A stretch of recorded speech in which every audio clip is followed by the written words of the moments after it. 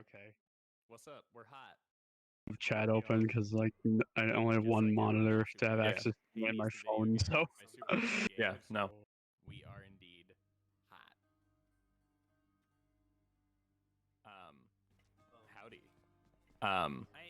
Howdy. Hey, the shilling is coming. The shilling is coming. All right, don't worry about it. You'll get your shills. I'm doing it. So, hello, welcome to Hyper Delivery number 3. Rush Sprint the third, as some people who are wrong would call it. I shall be your host for this this first set of races. what do you mean you're the host? What? Hey, I was getting to you. I was getting to you. All right. My esteemed co-host, certainly lesser than I, because I have a top 10 time on the Any Heat leaderboards. He does not. We're gonna ignore any other qualifications or anything else that might make me look worse and him look better. Sin to win. Hi. Okay, obvious disagreements aside, first of all, I have to say thanks so much for DragonSquad eSports and their Hades speedrunning ambassador Timbo for making this happen and also getting me on as a comment. My subpar pairing. I'm just kidding. So yeah, I'll leave it to Super to.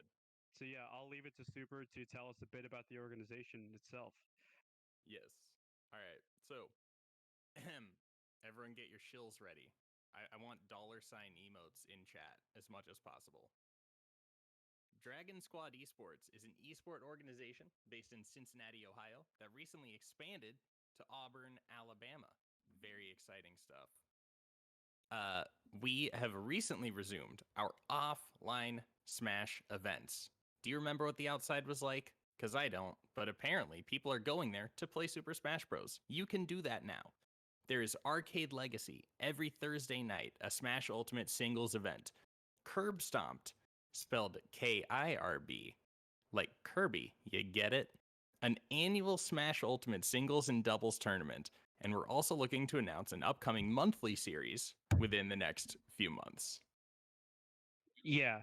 And on top of that, we also do a bunch of charity tournaments, which including the movement, a Black Lives Matter charity event, and Show Your Pride, an event benefiting the LGBTQIA plus and probably some more letters community, which will be taking place on June 29th. And this is the unedited script that was never changed ever.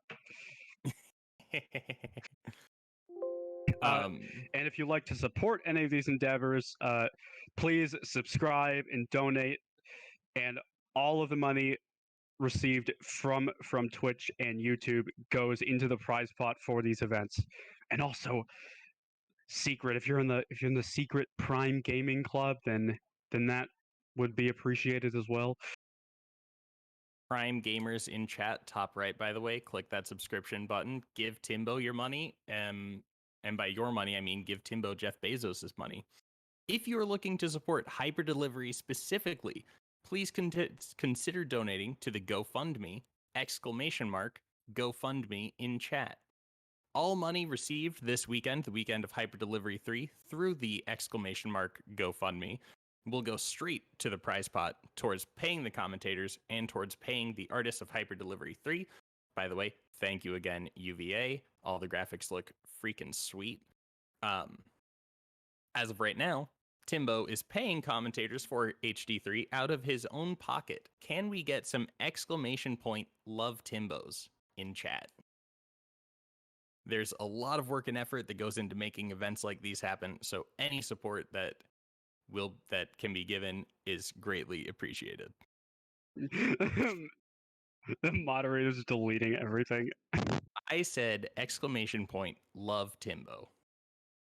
All right, I can't be held responsible for what else is happening here. All right, so with the plugging out of the way, we shall let's talk about the actual race that's happening. So this is a I can't speak. Free All for good. all race with 4 people. This is aside from Beside, the. This is yeah, okay. This is beside the actual top 8, which will happen later on. So and this think of it as this is the unofficial 9th place event, which is so this is 4 people who didn't make the actual tournament, and they're just yeah. doing a free for all between all 4 of them, which I already said I'm very good at this. For all intents and purposes, whenever we drop facts about these racers that say, oh, about their qualifying times, no, they technically didn't qualify because they weren't quite good enough. This was actually an incredibly competitive qualifying window. You had to get a sub 50-minute 3 weapons time in order to qualify. But anyway, so when I say qualify, I'm going to be referring to qualifying for the side tussle. They're running the Hyper Delivery 3 mods, which removes a lot of negative RNG in the game and allows you to seed your first boon or hammer. Yeah, and there's a bunch of other changes, but we'll get to those later. They're stuff that comes into play later on in the game. But mostly the point is to remove some of the RNG while still keeping the RNG aspects of why the game is fun, but just kind of removing the stuff that's dumb.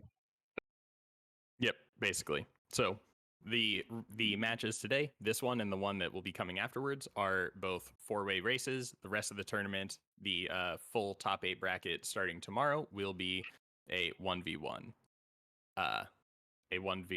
tournament going on. So anyway, with all of that out of the way, we are going to we gotta start our we're gonna do countdowns. We're actually gonna start this race. Who would have thought? So I'll be honest, I'm gonna blame Timbo for this. I don't know where to put the chat countdown. We put that in the hyper delivery chat. That's what I'm gonna do. All right. This is a professional event, so everyone get your seating ready if you need to. Looks like Scalar might be frozen. Look like Scalar's. Yeah, it looks like. All right, cool. We're good. Once everyone is ready to go, just get us. Once everyone's hovering over that begin escape, we'll be ready to give the countdown.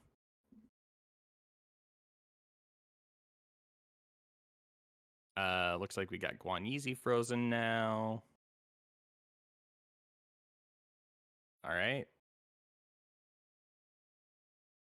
All right. It looks like we're good. So you do voice. I will do text.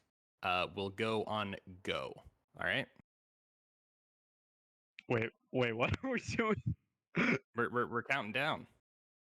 Oh yeah, that's kind of the thing we're supposed to do. Okay. Yeah. Who would have thought? So I can do text if you want, or you could do them both. Professionalism. I'll do voice. I'll do voice. Yeah. All right.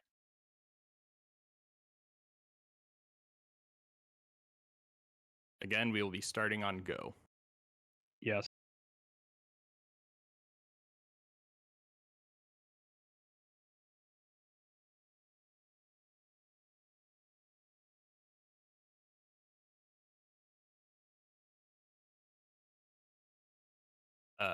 Sin.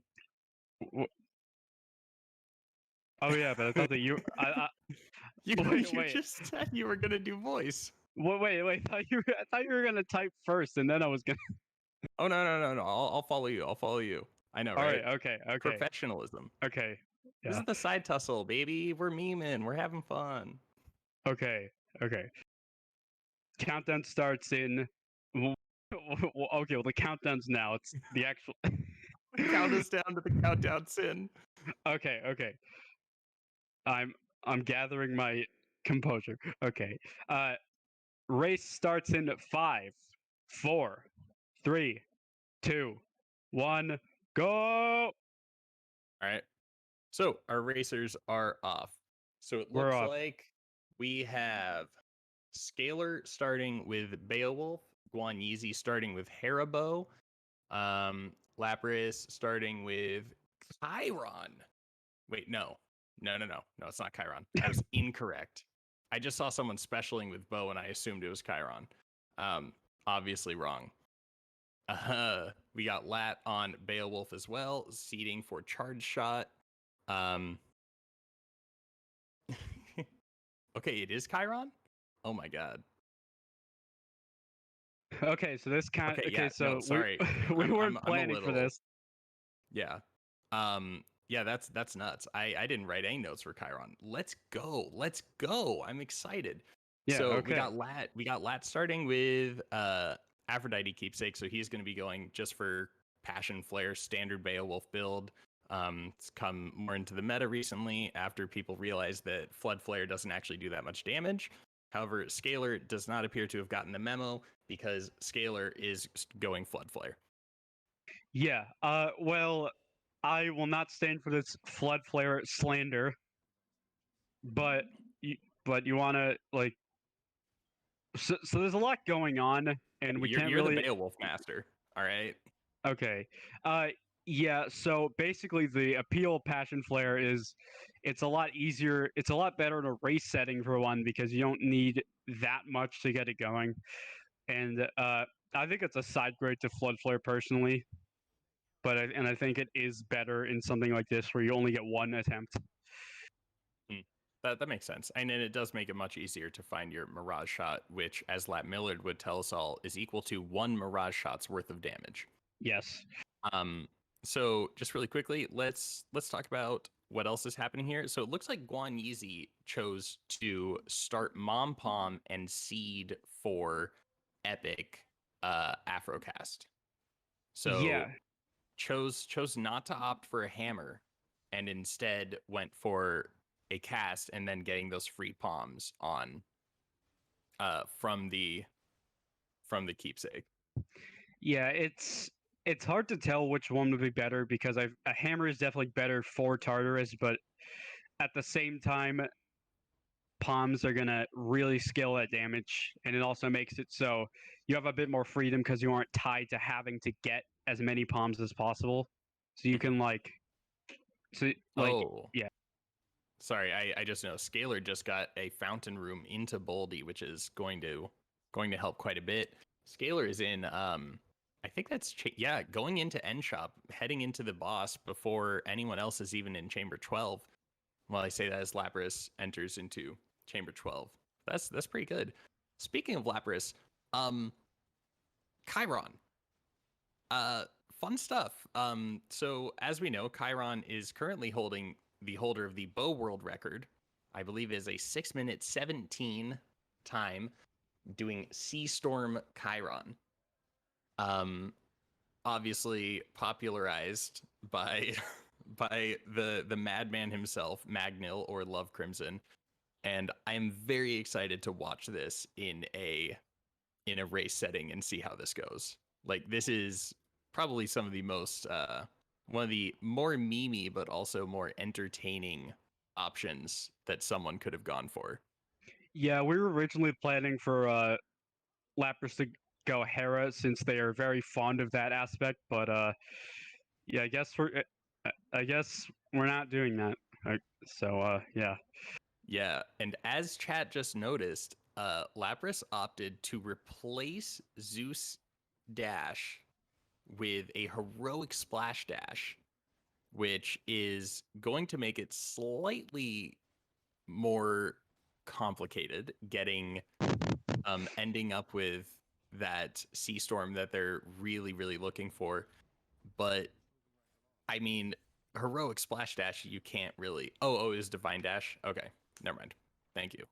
It's very difficult to see exactly what's happening here. We're only getting a 720p stream on the commentator end. Timbo, please upgrade your facilities. I really think that we're lacking for professionalism.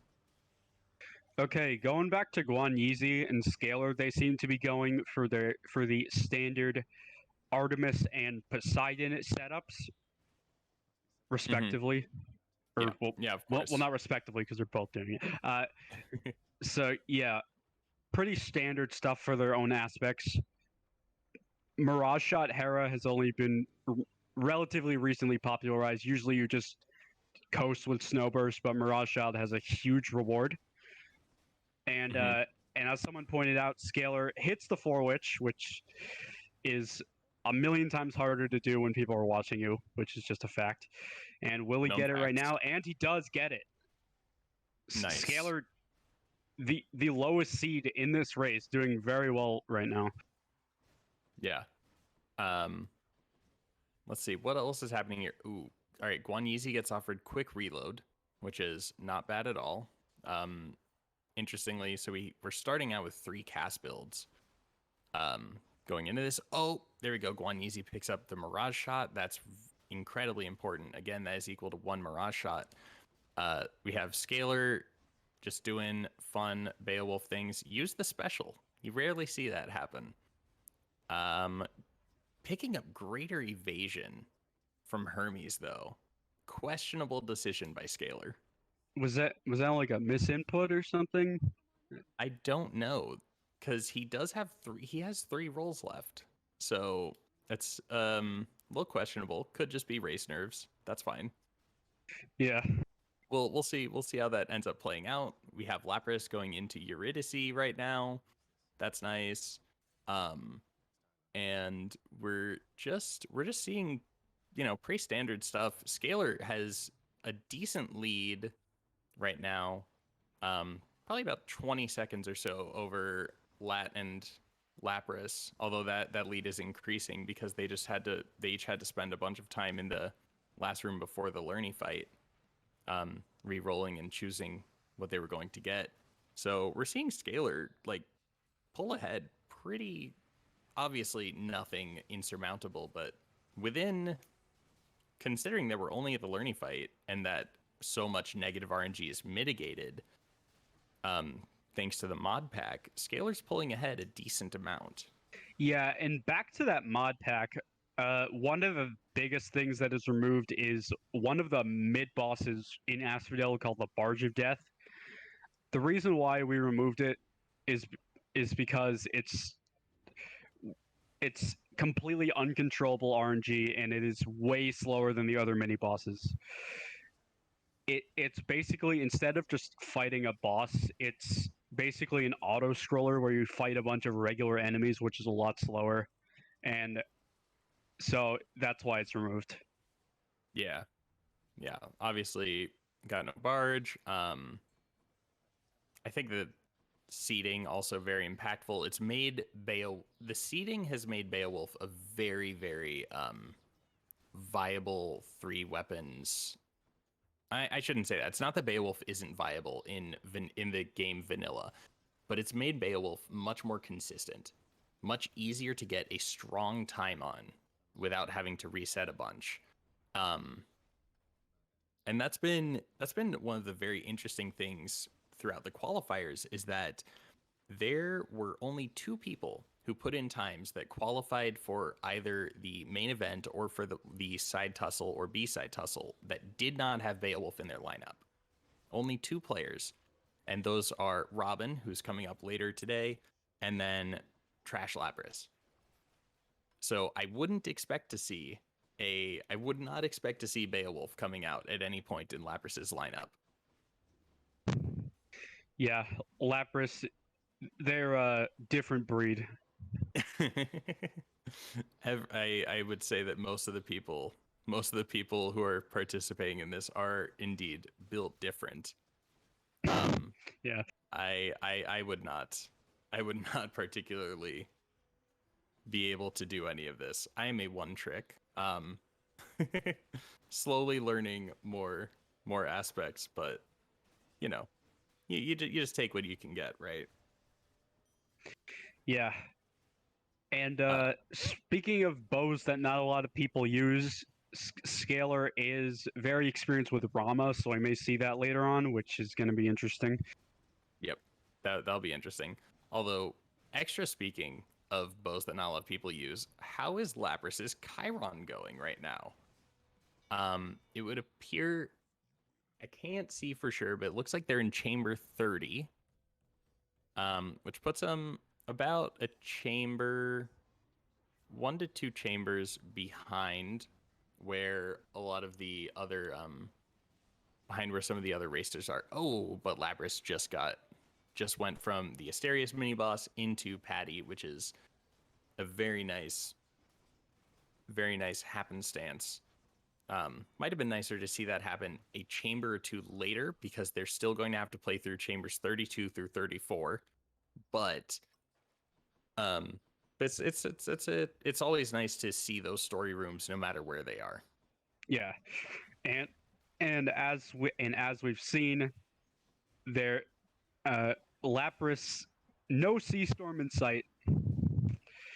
Yeah, Which is kind of what you sign up for when you play Chiron. You are really struggling if you don't get those duos. Basically, it's a big high roll. if you don't get the You're hoping duos for high that make rolls. you not able to that allow you to not play Chiron, then you're going to be a bit slow. Yeah, absolutely. Let's see here. Well, what else do we have going on? Scalar was offered a Chaos just a minute ago. That's always good. Free rooms are good. One thing that we saw that was not that we didn't remark on is that mini bosses are controlled in mini bosses are controlled in the Hyper Delivery mod pack. So I believe that all of the racers are forced into the Asterius mini boss, so as to eliminate the variance that can come, the RTA variance that can come with seeing Butterfly Ball versus Asterius, because Asterius, due to the nature of the cutscene and of how long he can take to walk around and walk to the door, frequently an RTA, like a significant RTA time loss over fighting Butterfly Ball.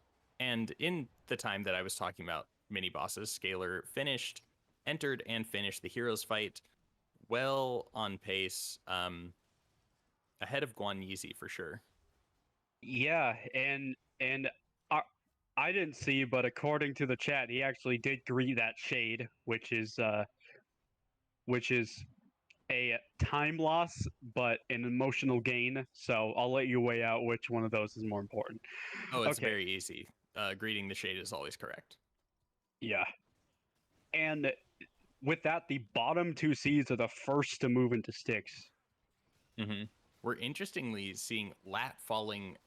Lat Millard is behind Trash Lapras. So Chiron Bow is losing at this moment to Beowulf Shield, which is remarkable. It's very fun to see Lapras make this work. I love when non-meta builds, and even beyond that, bad non-meta builds that aren't coming together, are able to make things happen. Yeah, I mean, a lot of it is just getting the right rooms at the right times, and a lot skill is a lot of it as well. But getting good enemies is really a game changer for runs that aren't very powerful. Absolutely. Yeah, I mean, and that's really one of Beowulf's big advantages typically, is that, even on rooms with many weaker enemies, Beowulf's AoE is strong enough to the point where it's able to eliminate, clear out those rooms fairly quickly. And it also gives you a lot of strength with large bosses, like like we just saw with Scalar clearing out the big rat in, just a few seconds. That is one of the big strengths of cast builds in general, is that you get a lot of front loaded damage. Oh, Lat just saw Heart Rend twice in a row. He was looking for the Mirage shot, but no. Sad. So yeah, one of the other things that this mod does is make it so you only have to go through 2 chambers, and then the Satyr Sack will be there guaranteed. Sort of the Yes. same reason for a lot of the other decisions, because it's just kind of dumb, and there's no way to control it, so it's gone. Yep. And force 3 sacks. And as with Scalar, in the what was that? Okay. And as expected, Scalar pulls ahead because Flood Flare Beowulf definitely has a huge advantage over Passion Flare in Styx tunnels because, No, Lat just went and well, bought the Artemis and still didn't find his Mirage shot. can we get an F for Lat in the chat? Lots of Fs. Or Oh, this or is oh 07. tragic. Okay. Okay, Scalar's still ahead. Yep. Yeah, Scalar's really run away with this one. I may need to revise my earlier statements about Beowulf. I don't want to, but in this particular case, we may have to go with results over process here. Just absolutely melting the dad fight, already phasing into phase 2. Lat is just barely entering into dad, and Trash Lapras just spent about 2 seconds attempting to buy a boon that they could not afford. Yeah, and appears like Scalar is approaching the first completed run. Yep. Oh, Scalar died though. We actually, it's Guan Yizi is caught up in this dad fight quite a bit. Lots of damage coming out from Guan Yizi, able to eliminate some of that difference. We're seeing Scalar, in terms of their timers, they're almost in lockstep. Like they are almost identical with regards to how long it's taking them to get through these fights. We see Lat and Trash Lapras both fighting dad. It looks like Lat has gotten into phase 2. Lapras has fallen behind a little bit compared to Lat. Gotta say, not shocking that Chiron Bow had tried trouble in Styx. But we're seeing our 2 of our runners move on to their next aspects. We see Scalar moving on to the Rama, seeding for Twin Shot, and Guan Yizi, I was unable to see what he seeded for. He seeded for Charge Shot with Beowulf. Yes, the staple of this tournament. Yep.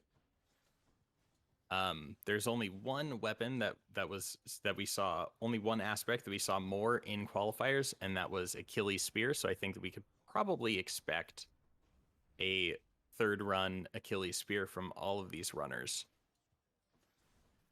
Lat's changing his mirror. And Lapras has just finished their run, so they're now all on weapon 2. Lat seeding for Triple Shot. Zagbo, let's go. Let's get lots of all caps Zagbos in chat. Very excited. This is something that I was talking about in the pregame lobby, but this is actually a great race to be commentating because all 3 of these runners are going to be bringing at least one unorthodox weapon. And I say unorthodox, essentially meaning something outside of Achilles, Beowulf, and Hera. All of these runners are going to be bringing some pet aspect. You actually see Trash Lapras using, I believe this is Hestia. Yes. Yeah, like Hestia, probably a little bit more standard than some of these other weapons like Zagbo and Rama, but Hestia, very fun. Oh, got stuck with a common splash dash. That's unfortunate. Yeah, it's going to be a bit bad for the early game, but later on it shouldn't really make a big difference, so it's not that bad. Yeah, it's not awful. One thing that's really interesting, as I was doing some research earlier, we can expect to see very similar things out of Lat and Scalar during these weapons. You build Zagbo and Rama actually very similarly. You're essentially just going for lots of base attack damage.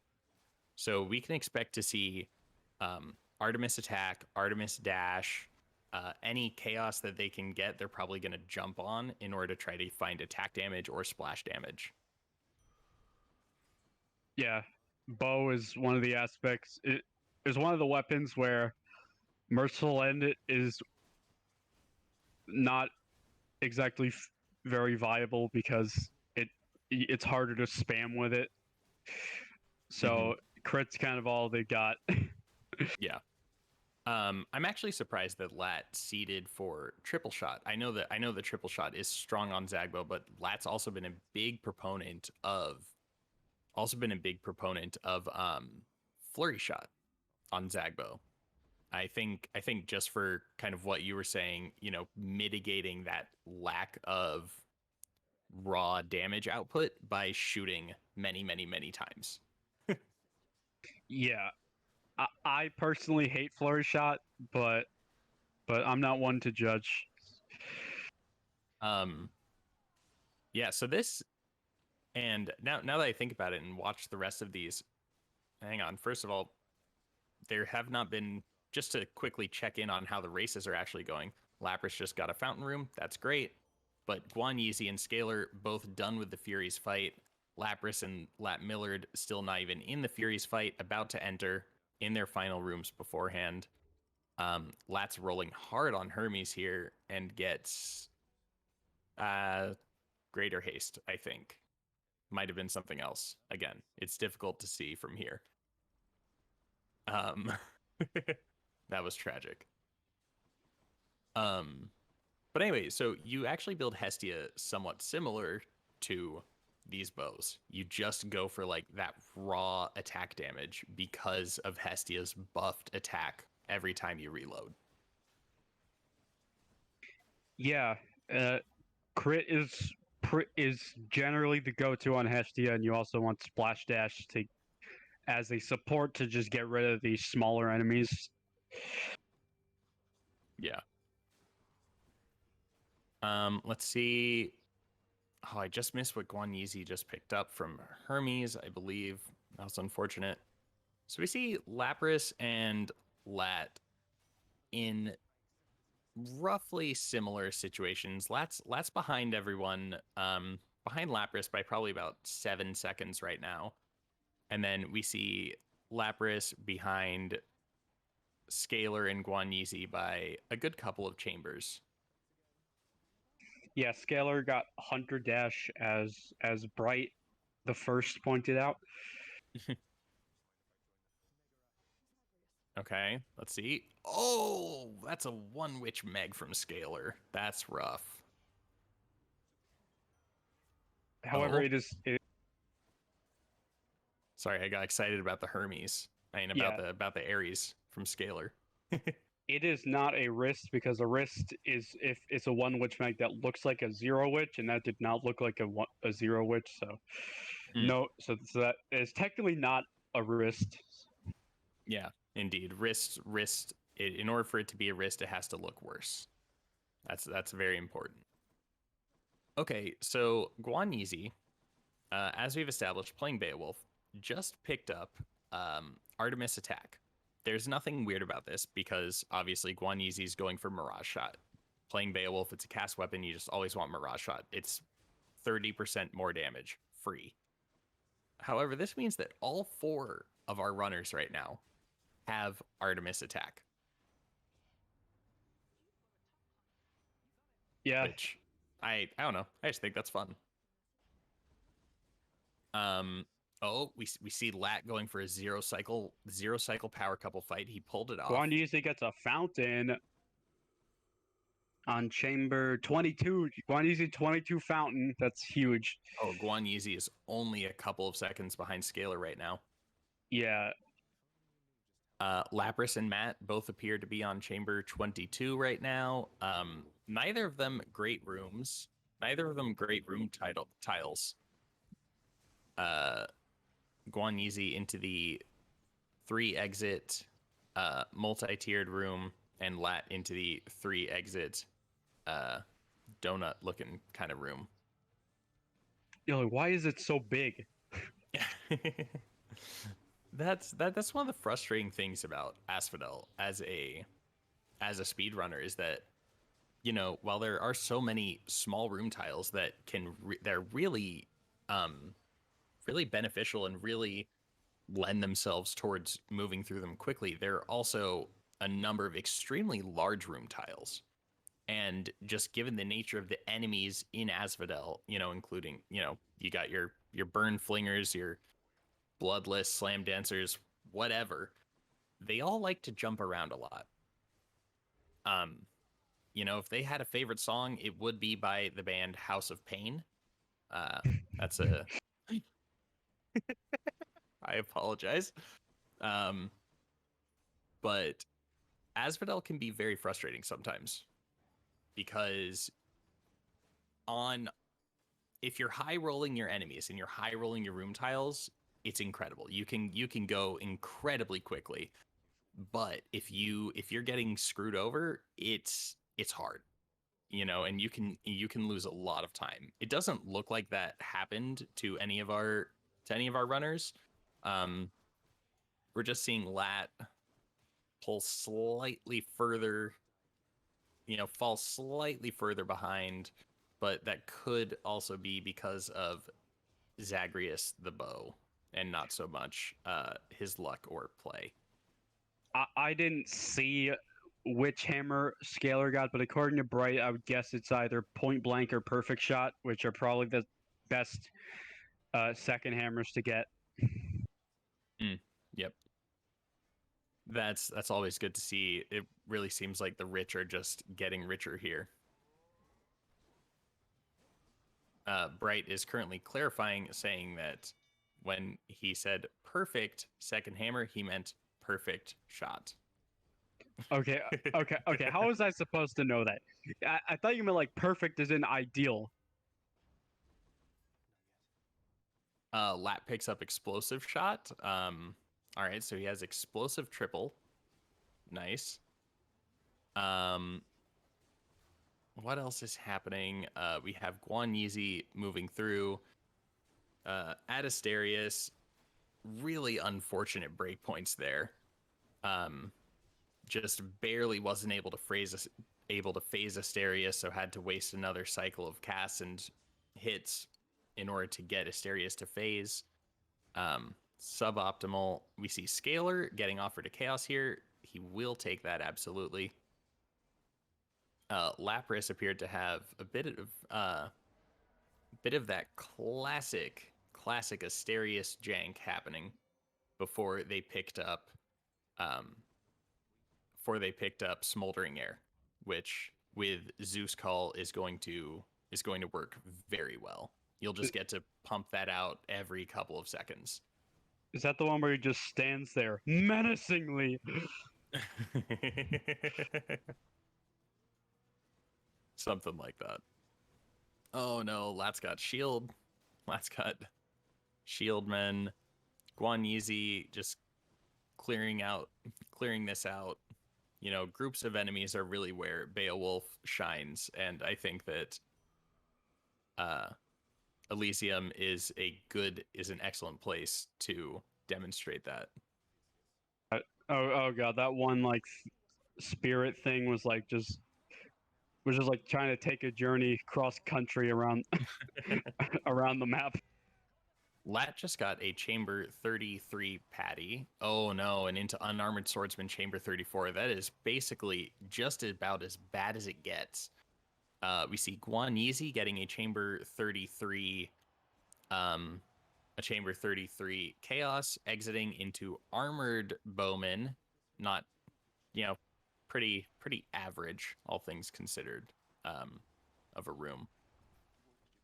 But we are seeing Scalar move on to Styx already. Cleaned up the heroes fight easily. Not much to talk about there. Lapras getting a little bit shafted with all these unarmored flame wheels that are showing up. But what are you gonna do? So yes, Scalar continues to maintain this lead, surprisingly.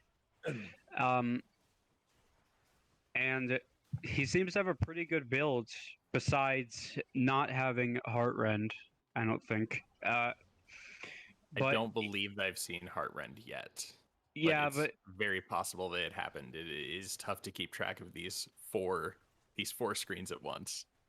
yeah, but even then, it's not a big deal because Rama does so much damage. Uh, I think that even without it, it's going to be more than enough for Hades and the enemies and sticks. Hmm. Oh Oh, yes, Scalar gets offered Mirage Shot. Okay, well, fine. Turn it down twice then. Picking up Hunter's Mark. Hunter's Mark is absolutely what you want to see. If you're running a build with any significant amount of critical strike damage, uh, so essentially anything with Artemis attack except for Beowulf, you really love to see Hunter's Mark. Just that extra critical chance can do enormous damage, especially with Rama.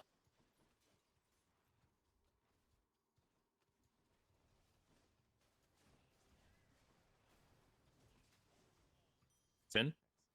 yeah. So Oh, okay. Just wanted to make sure we didn't lose you there. they're just yeah, they're all just going through the tunnels. Not much going on right now. Lat Miller does get probably the worst boss you can get with Tiny Vermin removed, which is removed for a similar reason as the barge. It's just a huge discrepancy in time, and nobody likes seeing it. Yeah, absolutely. Um, let's see what else what is happening here. So we're seeing Scalar finishing up sticks, getting the sack, is going to briefly check the shop, but then peace out, go fight dad. Um, we see Lat fighting the large satyr. Um, I mean, really, I don't know how much there is to talk about with this particular race at this point. It, at least with this round, we're essentially seeing things remain the same as they were going in, unless this is actually Guan Yizi um pulling behind. It might be Lapras pulling ahead of Guan Yizi, which would be huge. That'd be quite a big swing. Uh, yeah, it looks like they're both going into their second mini boss fights right now. We actually see Lat with the sack before either Lapras or Guan Yizi. That's incredible.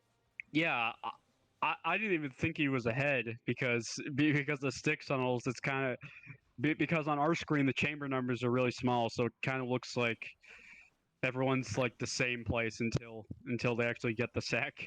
So Yeah, I didn't wow. expect that. Yeah. That's what a comeback.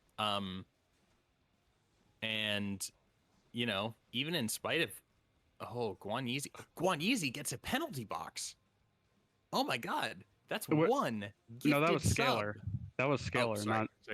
Sorry. That is correct. That is Scalar. Museus owes one gift sub to chat because of the penalty box. Museus7 will be donating a gift sub for every single penalty box that we see today. Yeah, that's one of the issues with Rama is you have to stand still a lot, and it's pretty easy to just accumulate a ton of damage over the run if you're not careful with your positioning. Yep. We see Lapras and Guan Yizi both in almost exactly the same place right now. Scalar is going to still retain his lead and finish off the Hades fight before Lat Millard is able to. But this race is a lot closer than it was just a couple of minutes ago. Yeah, where runners are preparing for their very last run through the game, and let's see what each of them pick. I'm guessing a lot of Achilles. Yep. I'm anticipating 4 Achilles. Lat did finish that run with a rod, with lightning rod. I'm not going to say good for him, but it's always fun to watch. Yep, we see Lat moving to Achilles. All right, going to seed for Flurry Jab, obviously, like everyone else is. There we go. Just like we saw Scalar seed for Flurry Jab.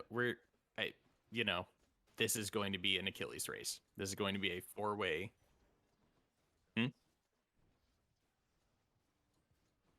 Oh no. Thank you, Timbo. Ow. Oh no. This is this is going to be something. That hurts. I'm not sure if the audio came through super clearly into the stream, but Timbo just popped in and informed us that Scalar misclicked and took charged skewer instead of Flurry Jab, which is absolutely tragic. In spite of seeding for Flurry Jab, Scalar ended up with charged skewer. That is a throw and a half. I maybe it's not fair. Wait, no. Okay, it's vicious skewer. My bad. Yeah, it's a skewer. The point is, it's bad. So we see Scalar still has about a 1 to 2 chamber lead on Lat. I would expect that to go away.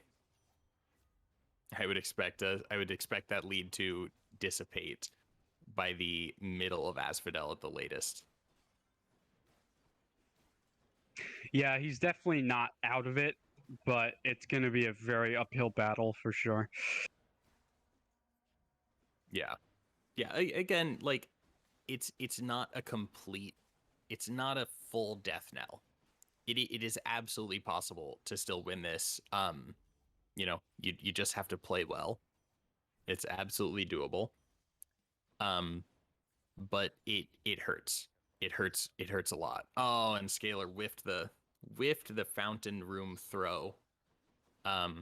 Losing just a tiny amount of time on what was a fountain room, so relatively insignificant. It's more of a mental loss than a time loss. Yeah, exactly. So we're seeing. Let's think about the builds that we're seeing here. So we have Lat taking Artemis attack.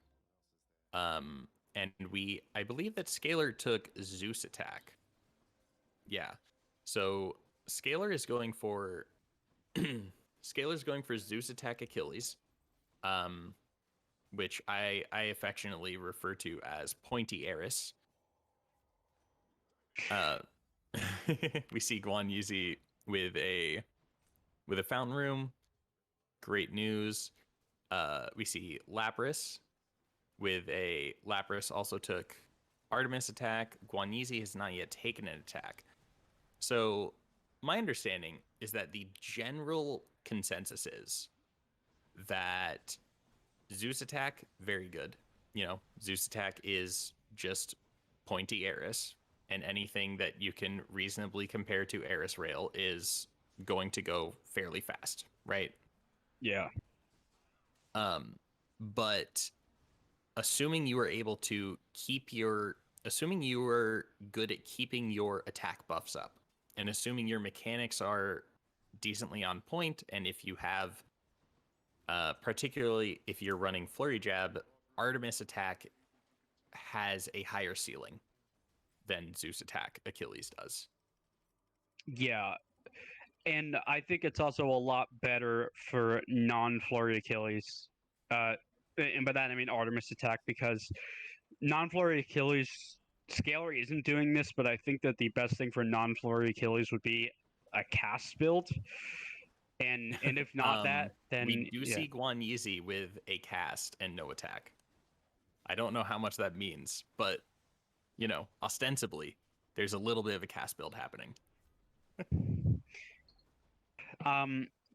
but I'm assuming that Guanyuzi will seed for, well, not seed for, use Artemis keepsake probably.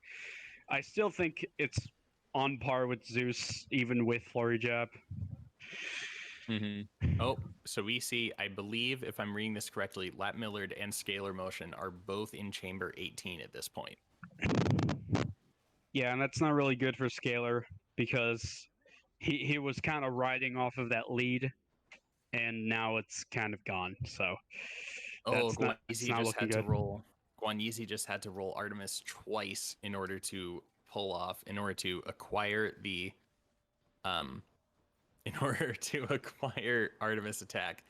And I have just been informed by chat that Scalar Motion has acquired Hyper Sprint and Rush Delivery, giving him Hyper Delivery 3.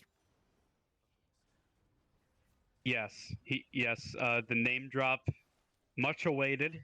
Is that, have we really gone this long without someone getting that? I think that we have. That's weird. Yeah, just by virtue of, I think that there have been a lot of, I think there's been a lot of bad, bad Hermes luck, first of all. But I think that people have also been very willing to take plus dashes with their previous weapons. Yeah, I am a strong believer in plus dashes, especially in races when you can't guarantee anything. Well, we see Scalar finally get a rush sprint hyper delivery. You can call it whatever you want. It's essentially one of the best boon combinations in the game. We just saw Lapras get Heartrend. Great for them. Very exciting. Scalar takes the Palms from Eurydice. Yeah, and for those who don't know, it's so good because of global damage, which basically means it affects everything, including stuff that normally wouldn't be affected by like a chaos attack damage buff, like your Zeus Lightning and your Poseidon's, like, and your dash boons, including Tidal Dash or Splash, which is why Eris is used so much, because if you're using Splash Dash and Zeus Attack, that's two things that are massively boosted by global damage, and it gets a ton of it. So we see Lat picked up +3 dashes going into in End Shop. So we see him and Scalar almost, they are neck and neck right now in this Learny fight. But we did see Lat pay the Learny tax, losing a DD. Tonus would be very disappointed that none of these Achilles gamers have taken any real amount of health. Achilles, I think, underrated for how dangerous of a weapon it can be to play. Yeah, I think it's pretty dangerous without Flurry Jab, and even with, if you're not careful, you can definitely. Speaking from experience, I have lost races right at the Hades fight. So yeah, we just saw Lat taking Acorn because of that. Yes, can't go wrong with Acorn. Yeah, and given that he has Zeus Call already, it's, you know, what, he doesn't need to take Hades Call. He has Zeus Call. It's strong. It's good. Did Lat scale? Yes, we're seeing Scalar also take Acorn. Lapras just finished the learning fight, taking Dad Call, as one would expect from someone without a call, moving into Elysium. Yep, Guanyuzi not really having that good damage, surprisingly. Yep. One thing that's worth noting is that Lat just took, in order to up his dash strike damage, Lat just took a Chaos Curse that oh, sorry, I'll get to that in a second. Lat just got his 3rd Lightning Rod, I believe. That is a Lightning Rod in every single one of his runs tonight. And yeah, Scalar just used Sunken Treasure for some reason. I I don't know why. Maybe for the health or. I mean, he gets a patty anyway, and he doesn't take the DDs, which is questionable. But I guess if it works, it works.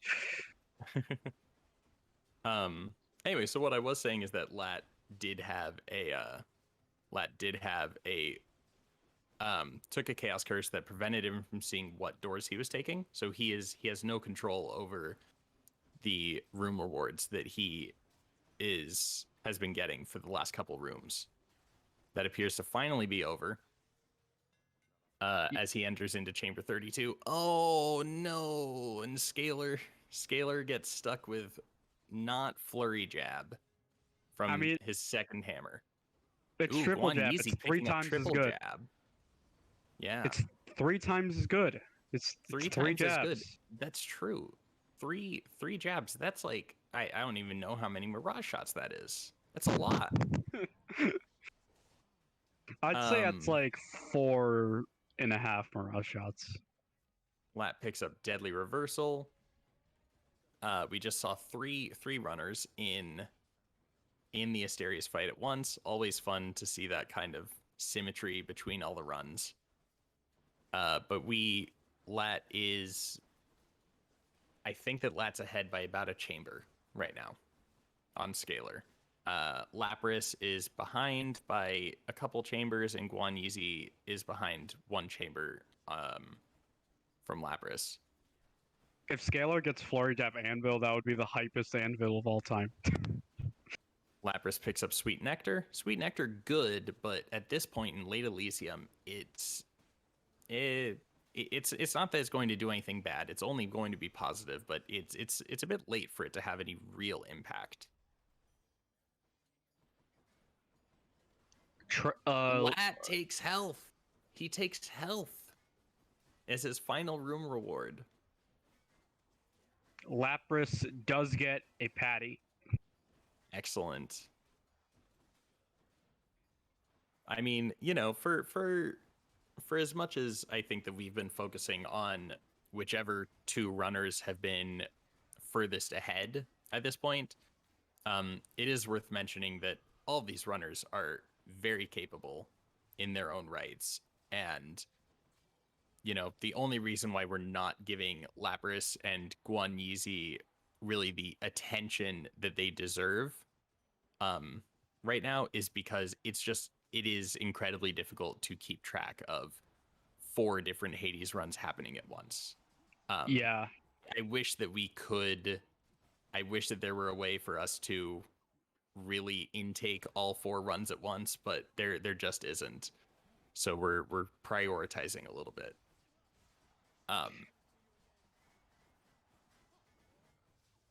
So we see Lat finish off. Lat has finished off heroes. He's in Styx. Scalar just finished the heroes fight. So, if we look at splits, we can see Scalar's about 30 seconds behind Lat right now. Lapras going into the heroes fight. Excellent. Love to see it. And unfortunately, Guan Yizi has just fallen behind. Yeah.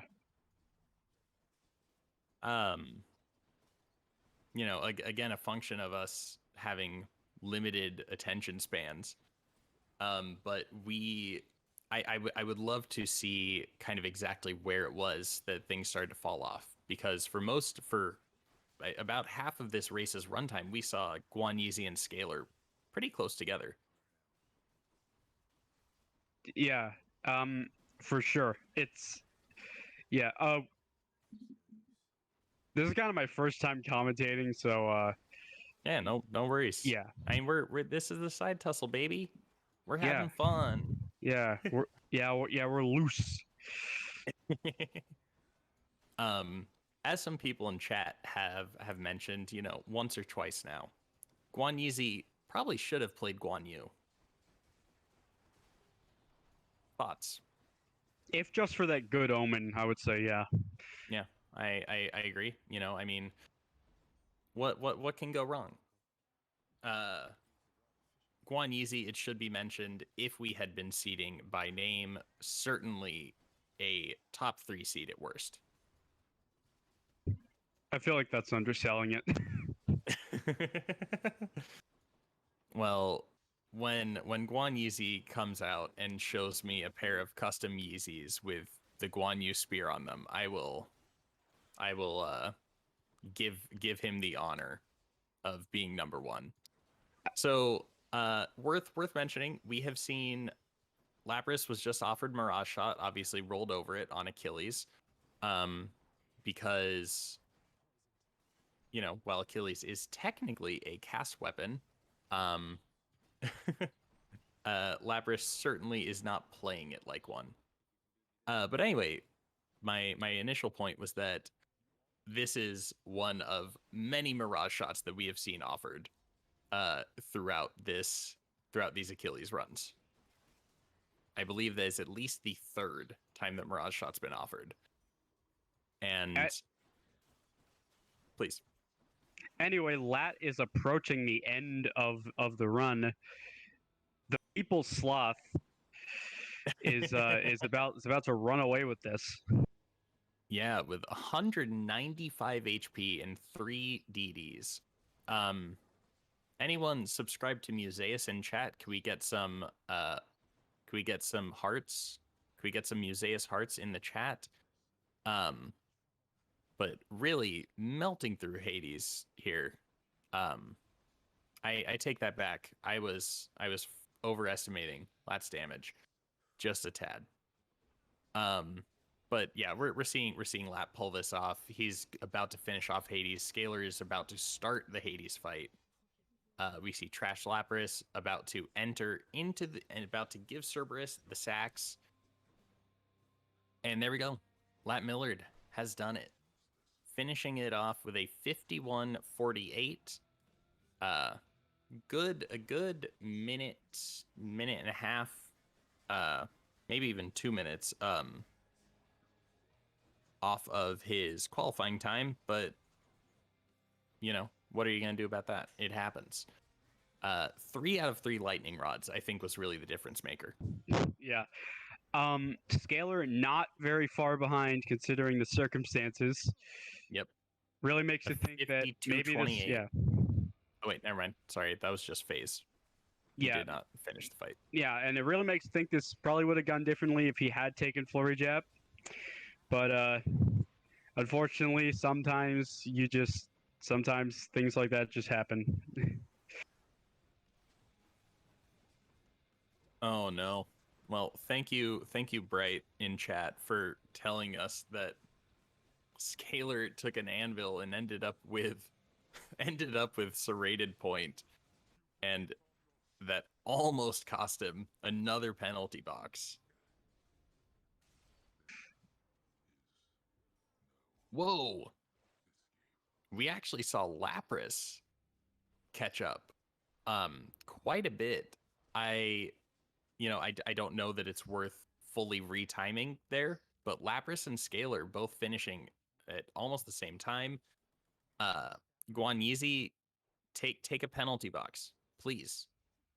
Do it to hurt Museus.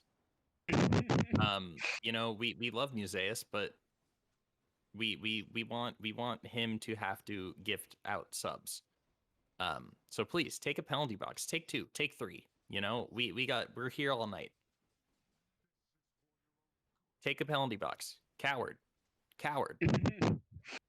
This is pure cowardice. I will not stand for it. I will be asking about this in the interview. Unbelievable. Only 1 penalty box throughout the whole race.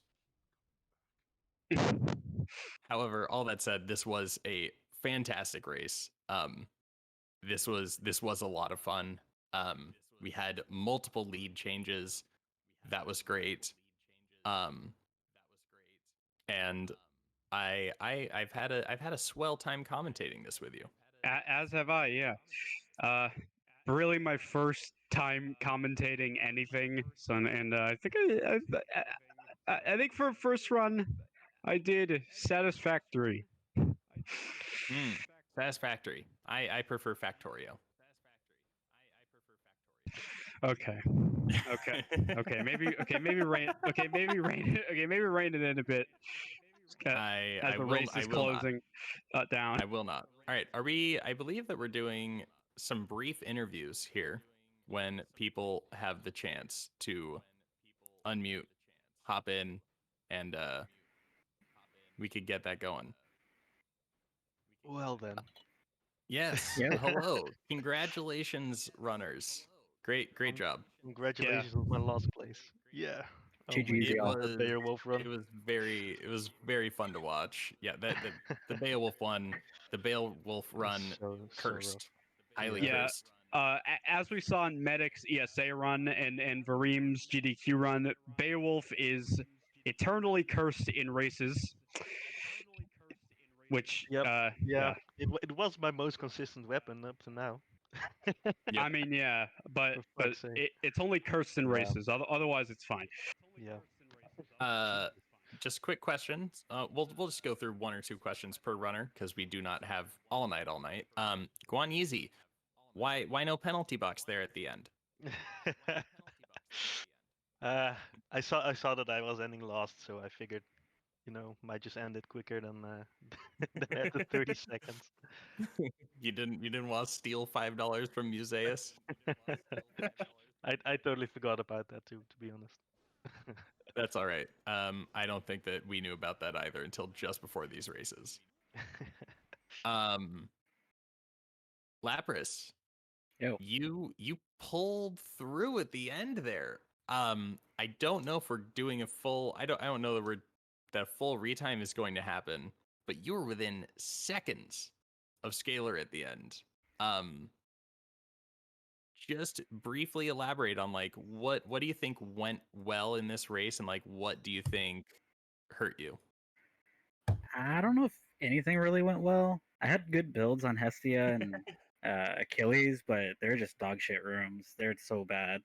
I think I had like a almost 6-minute Elysium on, or like it was over 5 minutes on Achilles, despite having like everything I could ever want in the build. Yeah. But yeah, I tried. It was fun. I didn't get what I wanted on Chiron. That Did you but... ever end up with Sea Storm? I don't No, think... I didn't. Yeah. I didn't get a single duo, and it was the only one I ran God's Legacy on. Sad. That is tragic. It's a little unfortunate. Tragic Lapras. It was fun though. Scalar. Hello. Yeah. Go over that tragedy of a last run. I'm gonna say it's RTE brain at 6 a.m., but it happens. Yep. Yeah. But you did manage to pull through for the serrated gamers, and for that I salute you. Yeah. Hey man, we're gonna show them that Achilles actually has a second attack if you hold down the attack button. No one knows that. Yeah. Good point. Yeah. I don't know when the last time I've done the spin has been. And The I button suppose. Yeah.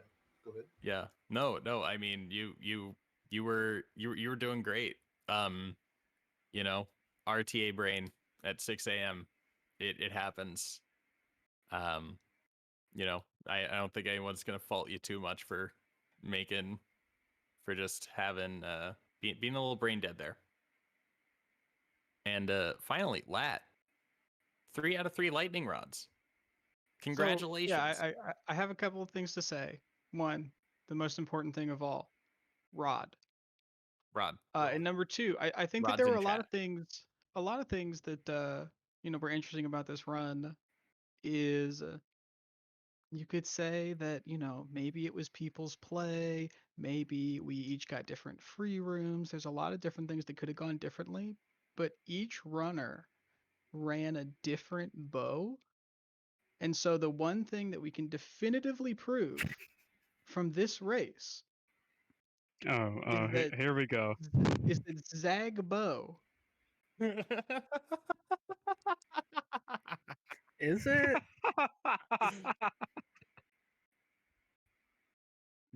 I didn't pick up on that while it was happening, but you are correct. Every single bow was represented here. And which one came out on top? Zagreus the bow. That's right. That's all I have to say. Jaeger is the bow. I would I drop wanna them recount. with just my headset, and it would hurt a lot of people's ears if I did such a thing. But Yeah, Well, congratulations to every everybody. time. we appreciate you not doing it. Yeah, congratulations to everyone. This was an absolute joy. It was a very entertaining, very fun. I love that everyone brought out something interesting. Yeah, it was a super fun time. I hope I get to do more commentary in the future. And as I said before, big thanks to DragonSquad for getting me on commentary. I've been wanting to do something like this for quite a while. Yep. I suppose the last thing is everyone plug your streams. Tell us where you can find you. Twitch.tv/trash_Lapras. Yeah, that's what. Twitch.tv/SkyMotion, but I stream like once a week at best. So, but when I do, it will be some more Rama goodness. Sub 7, come on, let's go. Yeah. Oh, I'm looking forward to that. Go on, Yeezy. I'm not a streamer, so I'm not plugging anything. But I want to say All hi right. to my group chat. KKV, represent. If they're still watching, probably not. Europeans, am I right? Yep, Europeans. And Lat, where can we find you? You can all find me at twitch.tuvalu/BRIGHT01. You can find me there every occasionally. Sometimes, I'd be playing, Hades. Sometimes, maybe a little bit of Persona. No, if you want to follow me and not Bright, you can follow multiple people. I don't know if you knew that, but twitch.tv/lat_Millard. And I don't know. We're gonna play some Subnautica next week. So if you Oh, guys that's exciting. like the ocean, you come hang out with Uncle Lat. It'll be a good time. Yeah. Oh yeah. We'll be out there geoguessing every day. I just love guessing places on the planet. GeoGuessr may be the best game of all time. Excellent. I'm gonna plug myself real quick because I just started streaming twitch.tv/FireSafetySuperman. I'm Follow playing through him. Persona 4. It's really fun. Come follow me. And- Throw me a follow. I can get emotes if everyone here did that. Shameless promotion, just like I shamelessly promoted DragonSquad eSports earlier. This is what I get in return. Yeah. Sin, you have a stream, right? I haven't streamed anything in a while. There's just been a lot of stuff going on with like construction and I have to get like Ethernet sorted out because we have to move my computer. And also just a lot of when stuff quiets down, I may stream more often. But yeah, twitch.tv/sin to win, and my YouTube channel is the same name where I upload never. So yeah, if you want to subscribe and never see a video and you're recommended, then sub to the channel. Excellent. And don't forget your ! Love Timbos. Prime Gamers, sub to DragonSquad Esports. Lots of Smash events coming up in person in the Cincinnati and Auburn, Alabama areas. And we are going to throw it to an advertisement break so that Timbo can make some money on this ! GoFundMe if you want him to not have to pay us out of his own pocket, by the way. Yeah.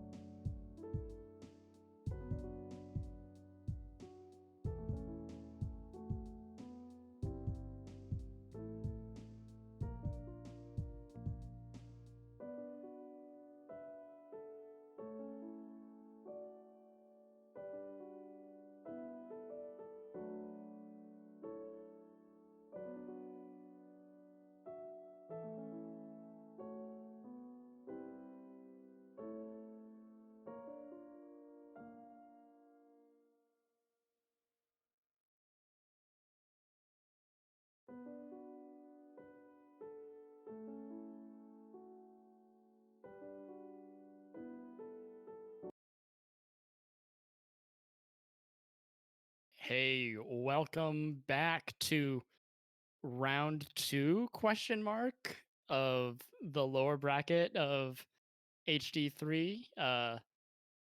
It is I, the only person with the fifth dimensional brain power necessary to keep track of 4 races at the same time. Thank God they got me here. And joining me is And Munchlax as well. How are you doing? I'm just here, you know. I'm enjoying the races. I'm having a good time. I am not an epic big brain racer like Risk 13, but I do know my fair share of Hades, even if I can't play it. So I'm just willing to do the best I can on commentary and hopefully keep up with the Jimmy Neutron brain alongside me on the commentary bench. Nice. What dimension brain do you think you're operating on? If I'm at 5. You know, my brain's feeling pretty two-dimensional at the moment, so I'll Ugh. go with that. All right, fair enough.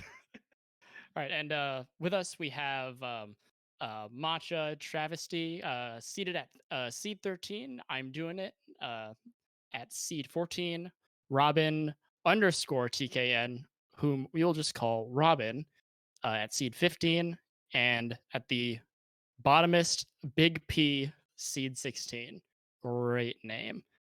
Before we start, we are just going to do a quick bit of opening shilling. Munch, if you would care to start telling folks what else we can look forward to with Dragon Squad, go for it. Of course.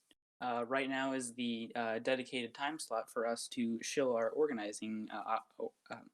our organizers for this event. Dragon Squad eSports is an eSports organization based in Cincinnati, Ohio, that recently expanded to Auburn, Alabama. We have recently resumed offline Smash events with everyone being vaccinated and just a general gradual return to normalcy. We are starting to reopen offline Smash events, which is awesome. There's Arcade Legacy every Thursday night, which is a Smash Ultimate Singles event, and Curb Stomped, that's KIRB Stomped, an annual Smash Ultimate Singles and Doubles tournament. And we're also looking to announce an upcoming monthly series in the next few months. Yeah, and Dragon Sports is also running some Smash charity events. There's The Movement, which is a Black Lives Matter charity event. And on June 29th, there will be a Show Your Pride event, an LGBTQ plus charity event. In addition to that, keep in mind anyone who's watching, all subs and donations that we receive through Twitch or YouTube goes straight to the prize pool. For our events, our HD events, please consider donating to the GoFundMe, which you can bring up by typing in !GoFundMe. All money received over the weekend of hyper delivery will go through the GoFundMe, will go straight to the prize pot, commentator pay, and artist pay. Believe it or not, there is an artist who put all this together. And the rectangles are even. Amazing. And as of now, Timbo is paying the commentators for HD3 out of his own pocket. So if you can, if you're feeling generous, please feel free to donate. And on that note, are we ready?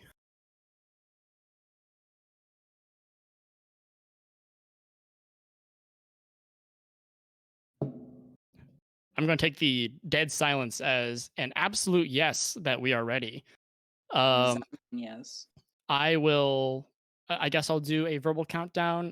Do you want to do a text countdown in the Hades hyper delivery chat for anyone who wants it? Yeah, I'm fine with doing a text space. Yep. Nice. We will be starting from 5 and going on go. All All right. I'm going to start the text countdown momentarily, and then we'll be underway. All right. And let's just wait for everyone to get to the pact. There we go. All right. From 5 down to go. 5, 4, 3, 2, 1, 0. That wasn't a very good go. Listen, I maintain that go is not a number, okay? Why would I count down from 5 to go? Well, go establishes a contrast, so people don't get too much into the numbers. Go, it breaks up the monotony, you know? It's good starting pistol, verbally speaking. All right, so I think we see... I saw some kind of rail seated for Rocket Bomb on the right side. I'm assuming Hestia. based Artemis Keepsake, especially since Eris is banned.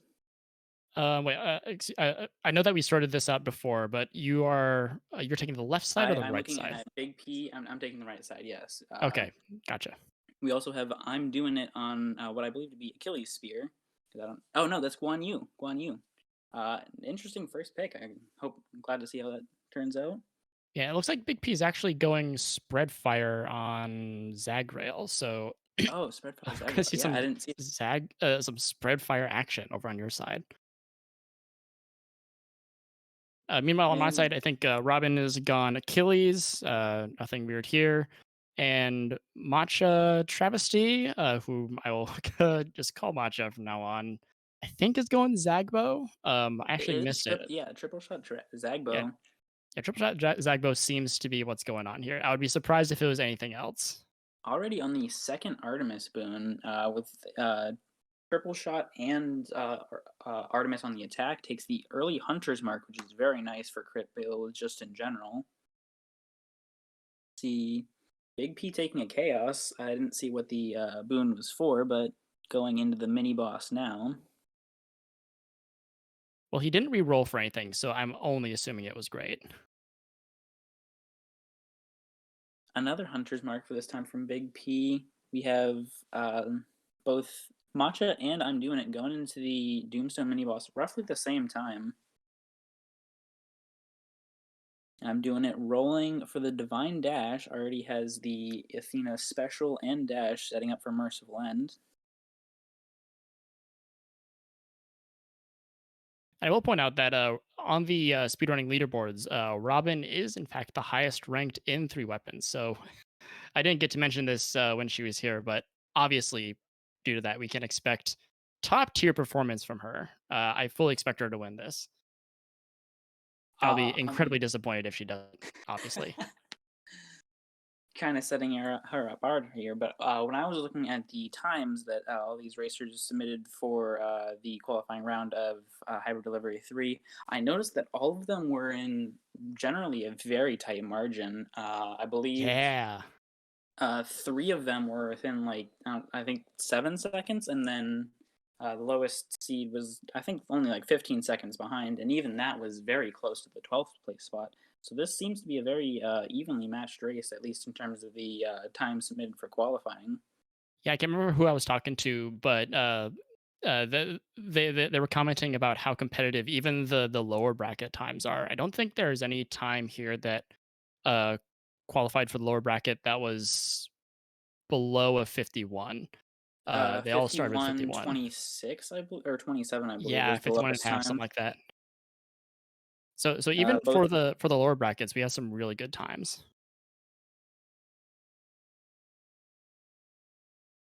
One thing I'm trying to figure out that I actually missed on the start of the race is that it doesn't appear to me as though does Robin have a hammer? I'm trying to discover if she does. It looks like she's not doing flurry jab gaming, and it may be that she sees something else, but maybe I'm just completely wrong. I think she might have, because she did not have. She has the Poseidon Keepsake, and she didn't get it in the dash in Chamber 1, so I can only assume that she has a hammer. Okay, it could be that I'm just saying things, but yeah. Well, we'll keep an eye out for sure.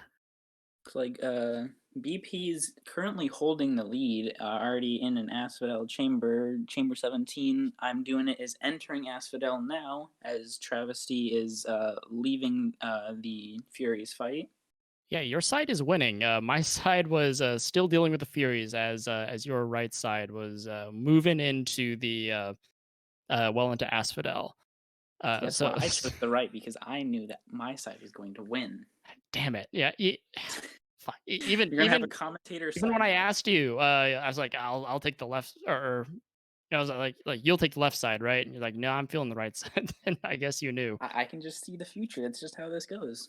Maybe you are 6 dimensions instead of my 5. Maybe I'm 7. Maybe I'm ahead of you. Ooh, didn't consider that.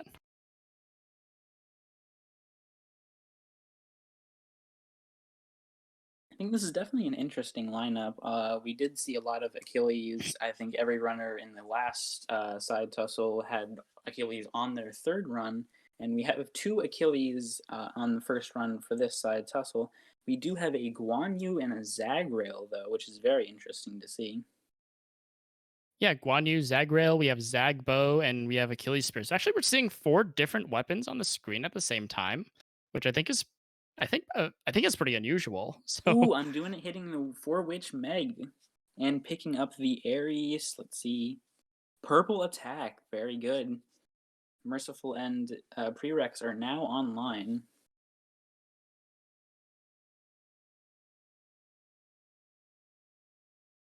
Okay, we are receiving word from production that I am not crazy, and Robin did in fact misclick her hammer. So she has Vicious Skewer, which is probably the most worthless hammer of them all because you're never pulling your special back. You're only going toward it, and unfortunately, Vicious Skewer doesn't apply to the Raging Rush.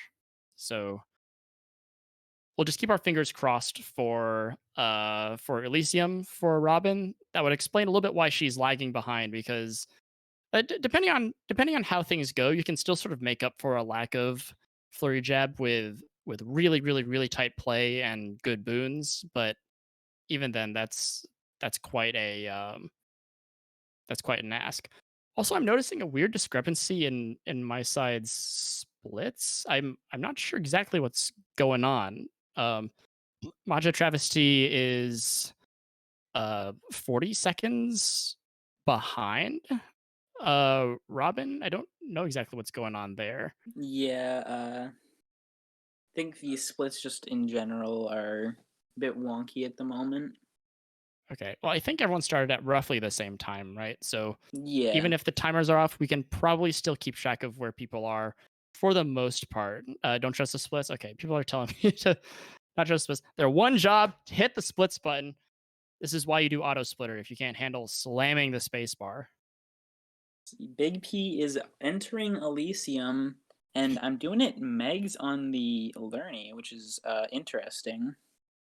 I didn't see if he picked up any of the spindles for extra companion summons, but I only assume so if he is, in fact, Megging on Lerny, unless he is just not informed that that's just not what you do. It could be possible that he's feeling a little bit low on damage. Does he have Merciful End? I have not seen. I know he picked up Aries attack in the mini boss. I didn't see any Merciful End. Okay, it does not appear he has Merciful End. So he's probably feeling the lack of damage, and he just needs to get through that. I'm not phase. seeing any Merciful End on his screen. Yeah, especially with that low HP, he's actually in actual danger of dying. And meanwhile, Matcha and Robin have both cleared out the Lernian Hydra and are climbing into Elysium.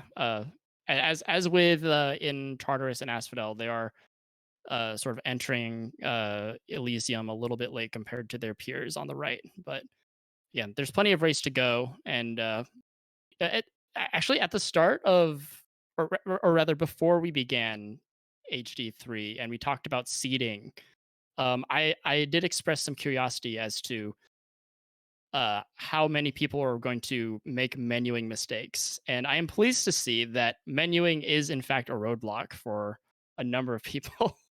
Unfortunate as it is for them, it is always interesting to see. It does look like Big P pretty much has the entire build on the line. I noticed that he picked up the both Heartrend in the Elysium mid shop and has Triple Bomb on the second hammer. So his build's pretty much online with Hunter and early Hunter's Mark, Heartrend. I don't really think there's really much more he can use to scale unless there's still Hermes. I haven't.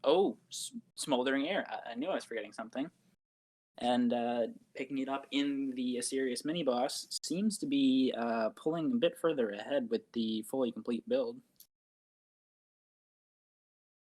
Nice. And on my side, it looks like Matcha has picked up their hammer combo. So flurry shot as well, pairing with their triple shot from earlier in the run.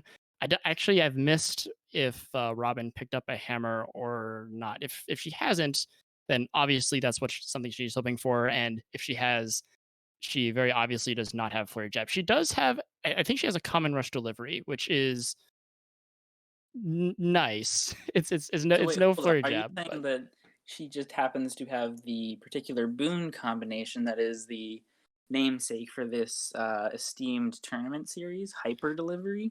she does in 3? fact have hyper delivery. Unfortunately, this hyper delivery is a sad hyper delivery because the build she's going with is not supported by the most broken hammer in the game. So it's not it's even Hyper Delivery 3, it's more of a 2 or a 1. it's like a hyper delivery 0, I think. You know, you just there's her second hammer. Okay, we'll find out what number this hyper delivery is in a moment.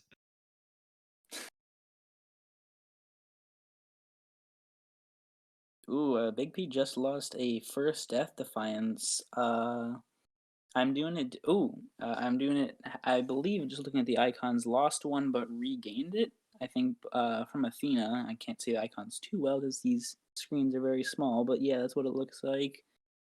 Wondering if we'll see any penalty boxes tonight. I'm really hoping so. It's always fun to see. You know, Also, I don't know. we got a penalty box last race, right? So since this is an Yeah. even lower bracket, we can expect at least twice as many. That's just math. Yeah, Scalar did penalty box on Rama. Also, something I don't know if any of these runners know, but just something funny. I don't know. I think it's still a thing with penalty box, but while you're in the frozen animation, you're not completely frozen. So you can mash the summon button and the light will go off, and you can just kind of like do that to pass the time for the 30 seconds. Oh, nice. I think I've heard about that tech before, but it doesn't actually do anything, but it's pretty funny to watch. Right, and it looks like once again I glanced away for a moment and I missed what hammer Robin picked up, but it does not appear to be flurry I don't jab. think it was flurry jab. Yeah. This does not look like flurry jab gaming to me. So she is Curse of Drowning from I'm Doing It. You love to see it. It's not oh wait, never mind. It's not Merciful End. Take that back. You don't love to see it. This is why you don't activate your this is why you don't take a revenge boon on your Merciful End builds. No, it was Curse of Drowning. Oh, so right. Excuse me. Not Curse of Vengeance. Gotcha. Oh, it looks same like deal. Matcha has actually pulled ahead of I'm Doing It. Big P is still in the lead, although the gap is being closed just a bit.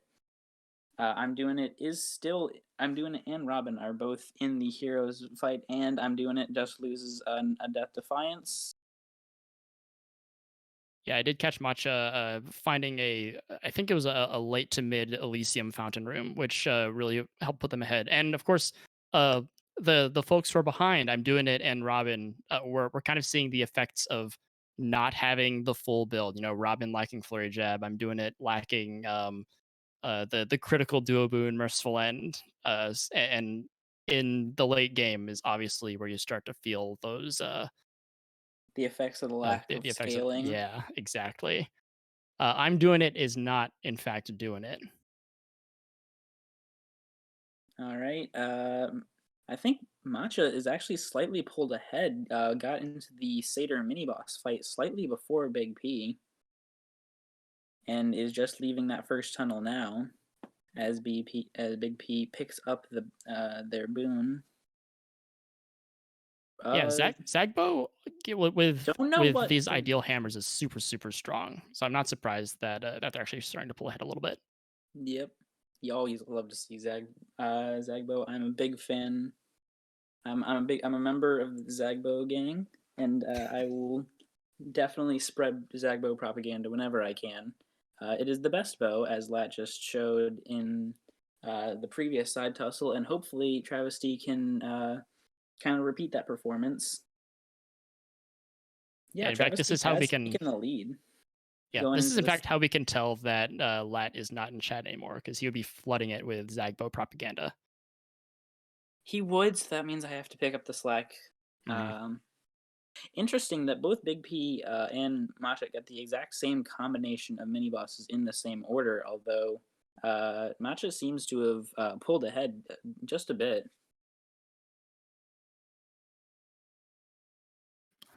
See, and in other news, Robin picked up an anvil, and once again, I cannot tell exactly what she picked up, but it doesn't. I saw extending jab, but I couldn't read what the other one is, and it does not appear to be. Yeah, it does not appear to Rare be flurry hyper jab. delivery from Matcha as he's going into the Hades fight, and I'm doing it. Finally picks up that merciful end, going into the 3rd to 6th tunnel.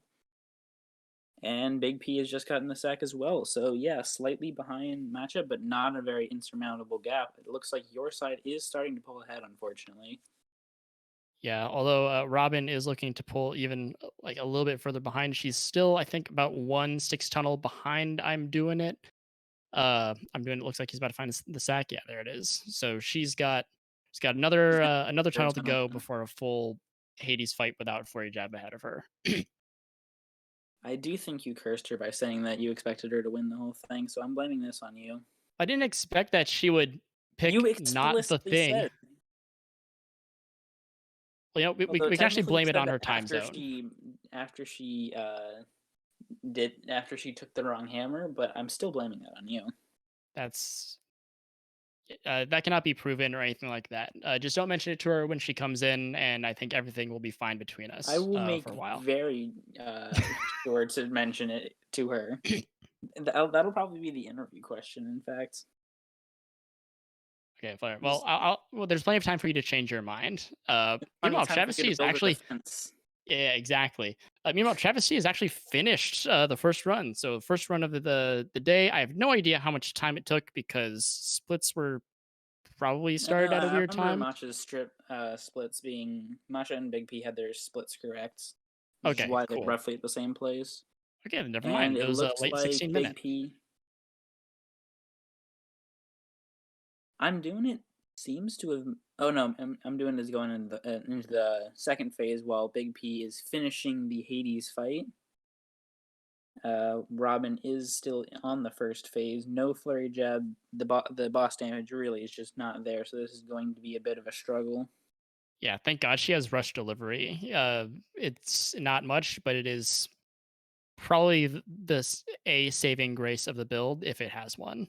Ooh, and Matcha is going into an Achilles second run and clicks the correct hammer this time. Ooh, big advantage. Very few players appear to be capable of actually clicking the correct hammer. So this is actually a big display of skill from Matcha. I'm really proud of them. That we're finally going to get some flurry jab gaming. You get an attack boon from Chaos. Point out is that all of the Big P also selects the correct hammer flurry jab. No way. I want to say I am glad that the splash dash start has finally established itself as the meta, because I remember just a few months ago there was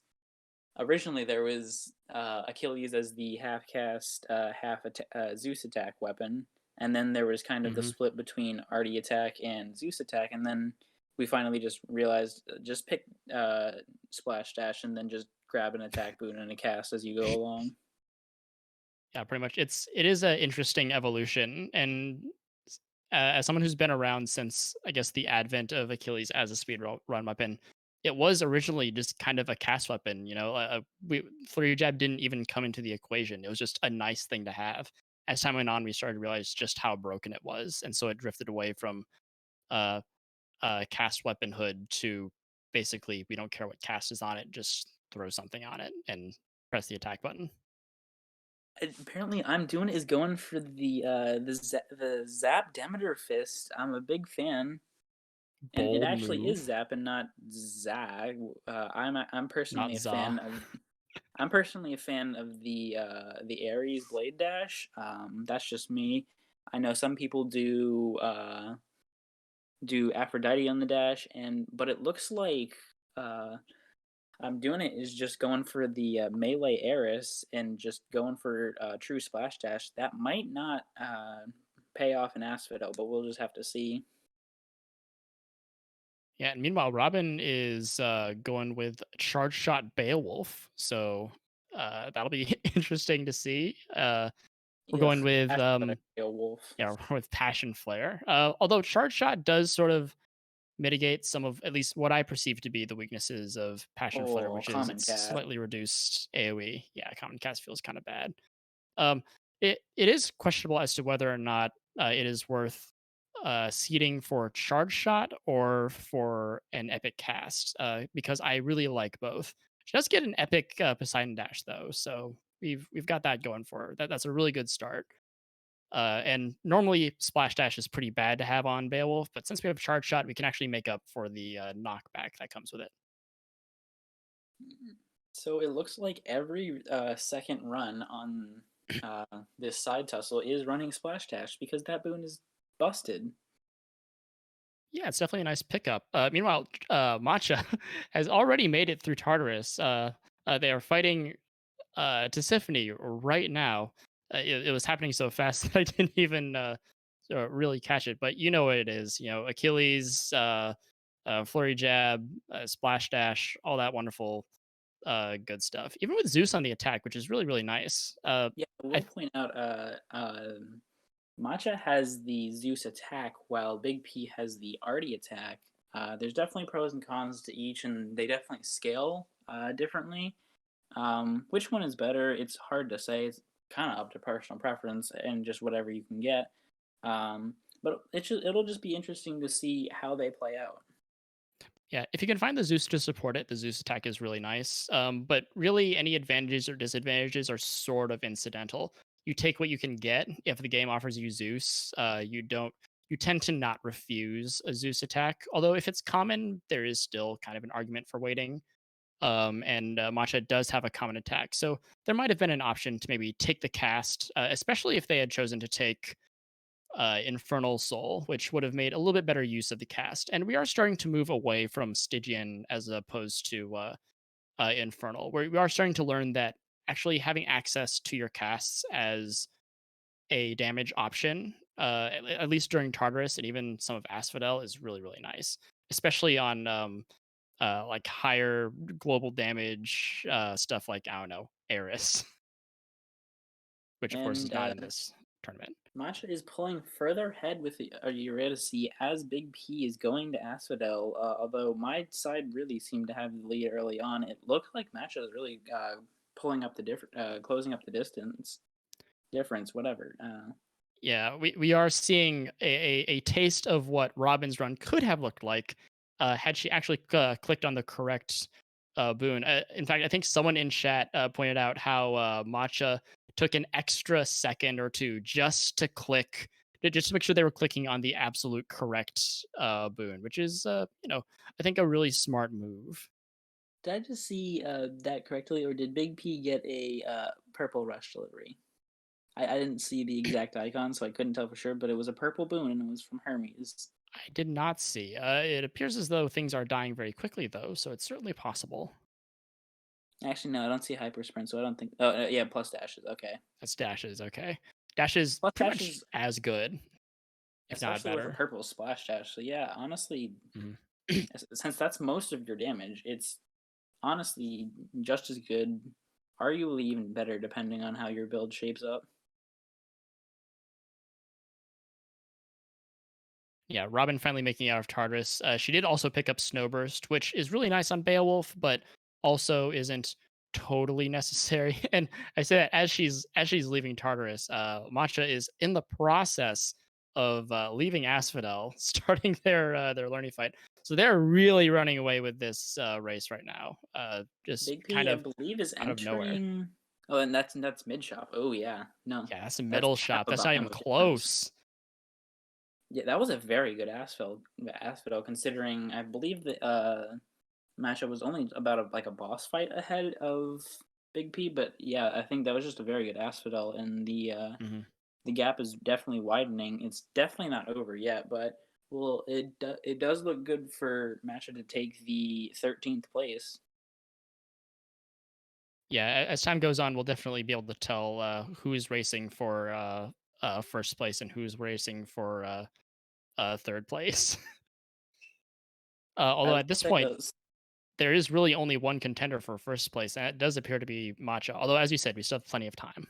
Yeah, Scalar had a pretty significant lead when on the second run when he penalty boxed on Rama and then proceeded to click the wrong hammer on Achilles, so anything is really possible. Also, I believe I'm doing it kind of got a bit cucked on the Hermes. I think attack or special speed, nothing super good. Unfortunate. I did also see Big P turn down Heart Rend, which kind of sucks because he does have the Artemis attack and he does have Afro special, so he will be applying a weakness, which can actually take advantage of that Heart Rend. A little bit surprised to turn it down.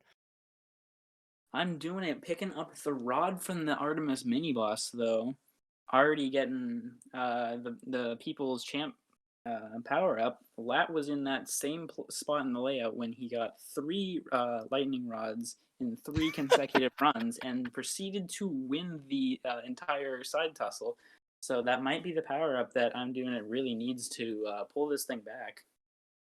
Yeah, really good omen. And Robin picking up a Chamber 22 Eurydice, which is really, really nice. She's still a bit behind I'm Doing It, who is on the second phase of learning, but as of now, she's probably taking what she can get. Again, unless something crazy happens and Matcha picks up Patty as I'm saying this, unless something crazy happens, it looks like Matcha is in the running for first place.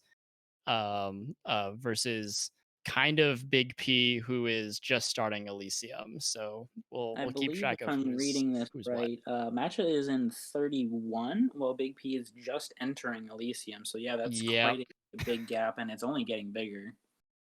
I don't even know if they've seen mid shop yet. Okay, they've probably seen mid shop, and they're actually taking their mini boss on Chamber 32, I did see which that is the latest. He did see mid shop. Okay, yeah. Well, that's good for them. Triple jab for Big P, and I'm Doing It has finished the learning fight and is going into Elysium now. And Robin just on her last phase, again, about, I'd say, roughly a chamber and a half behind I'm Doing It. Still plenty of room for her to come back from a last place, that's for sure.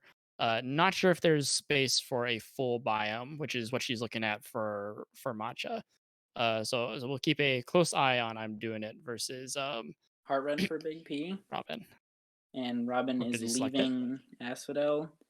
Something interesting that I just noticed. So I believe I'm Doing It would have had to seed something like the Coin Purse or the Mom Blossom, because he has the Zeus keepsake in Elysium now, which means he would have had to have seeded for Zeus attack and then just picked up some other keepsake for Tartarus. And I think he's just going for some kind of Zeus scaling now that he has basically all of his core bones, and he really just needs to scale the Zeus attack build.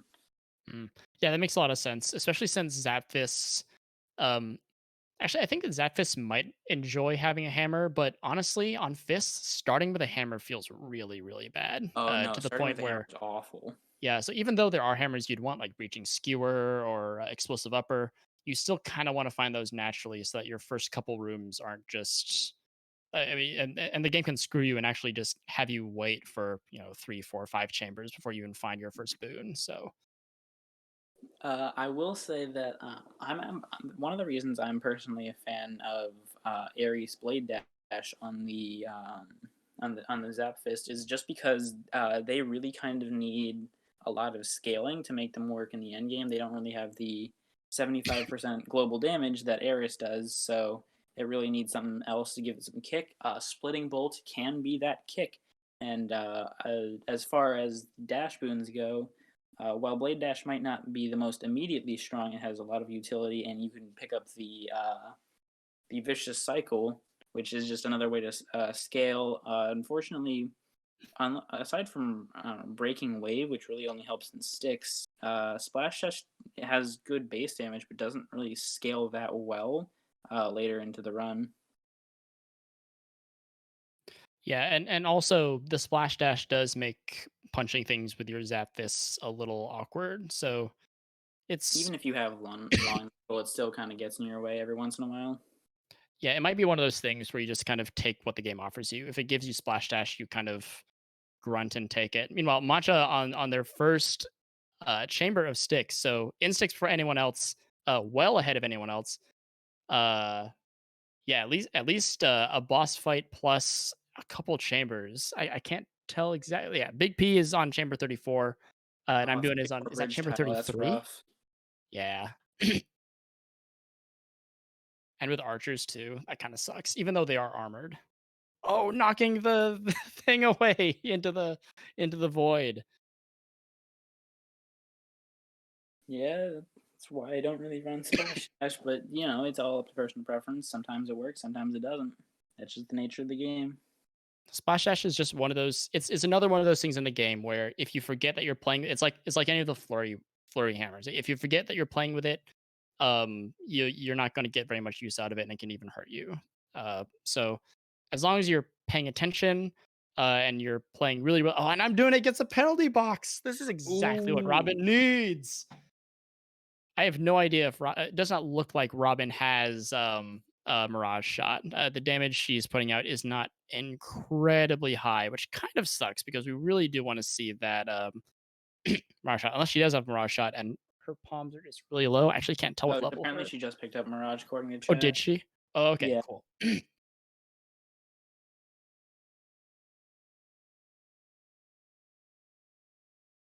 All right. Big P is leaving Elysium, as I believe Matcha is in his second tunnel of sticks. Yeah, that's the second mini boss, the big rat. Yeah, and Matcha's moving this run. Yeah, Matcha is just getting further and further ahead. No Meg left over for the big rat fight. Did cost a bit of time. That boss fight can get a bit slippery if you don't have the burst to really punch through the big rat nice and quick. And Achilles, it does have good consistent damage, but burst is not its strong suit. I don't know why Matcha just picked up the spindle in the third tunnel where there is no more mini bosses, but unless I was counting wrong and they just had 0. I can't tell how many how many they have. It is worth noting the one thing that we do tend to do when we're up against our final well of count is to just buy whatever's in it. You know, nothing in there can really hurt us except for the blood price, and we just tend to buy just buy out the well because you might as well. It helps save time with decision making. So we have I'm doing it and Robin both leaving Elysium, Matcha entering the Hades fight, and Big P going into the third Styx tunnel, entering the end of the second run, and the third weapon. Well, it might not be able to swing the big lead that Matcha currently has. This is still Hades, and anything can go. Yeah, it looks like it'll be again. If anyone is going to have a chance of beating Matcha, it will probably be Big P. And right now, Robin and I'm doing it appear to be in the race for third place. And I'm doing it is actually looking like he's a little bit he's looking a little bit is a little bit spooky.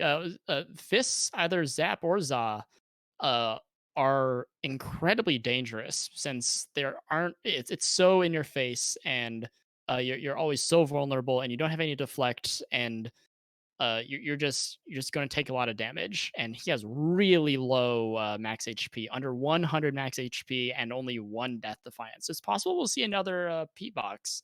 The only thing that'll save him is probably that acorn he's got, which might do the trick or it might not. We'll see. Yeah, it's a bit unfortunate. Even with the purple splash dash and breaking wave, Zapfist, I don't think I'm doing it got splitting, so the scaling isn't going to be great, even in sticks, and it's really kind of showing up. Big P, I think Big P is starting to close the gap with Matcha entering the Hades fight as Matcha is leaving the Hades fight, going to the third weapon, which, while it is still a considerable gap, it's not as big as it was previously. So who knows what can happen going into the third weapon. Yeah, and I don't know what he's going to pick. I don't know if you know, but maybe it'll come down to picks. Maybe it'll come down to comfort. Who knows? Right, Matcha does have aspect of Hestia, and they are seeding Rocket Hestia? Bomb. Or Hestia Gaming. Yeah, Hestia. Very fun third pick. Yeah, never got good at Hestia. Big P is actually kind of struggling quite a bit. That was correct me if I'm wrong, but that felt like a very long first phase of Hades.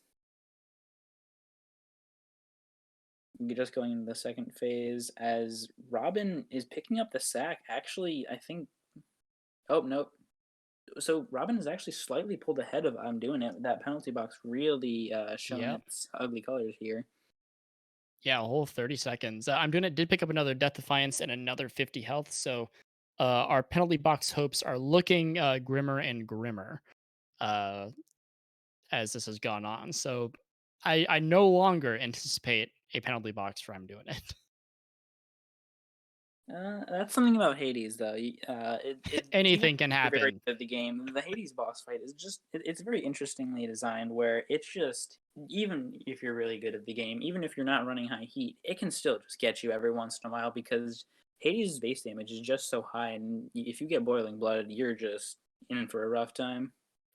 Yeah, true. It's possible that bad spawns will get him. We'll see. We'll keep an eye out.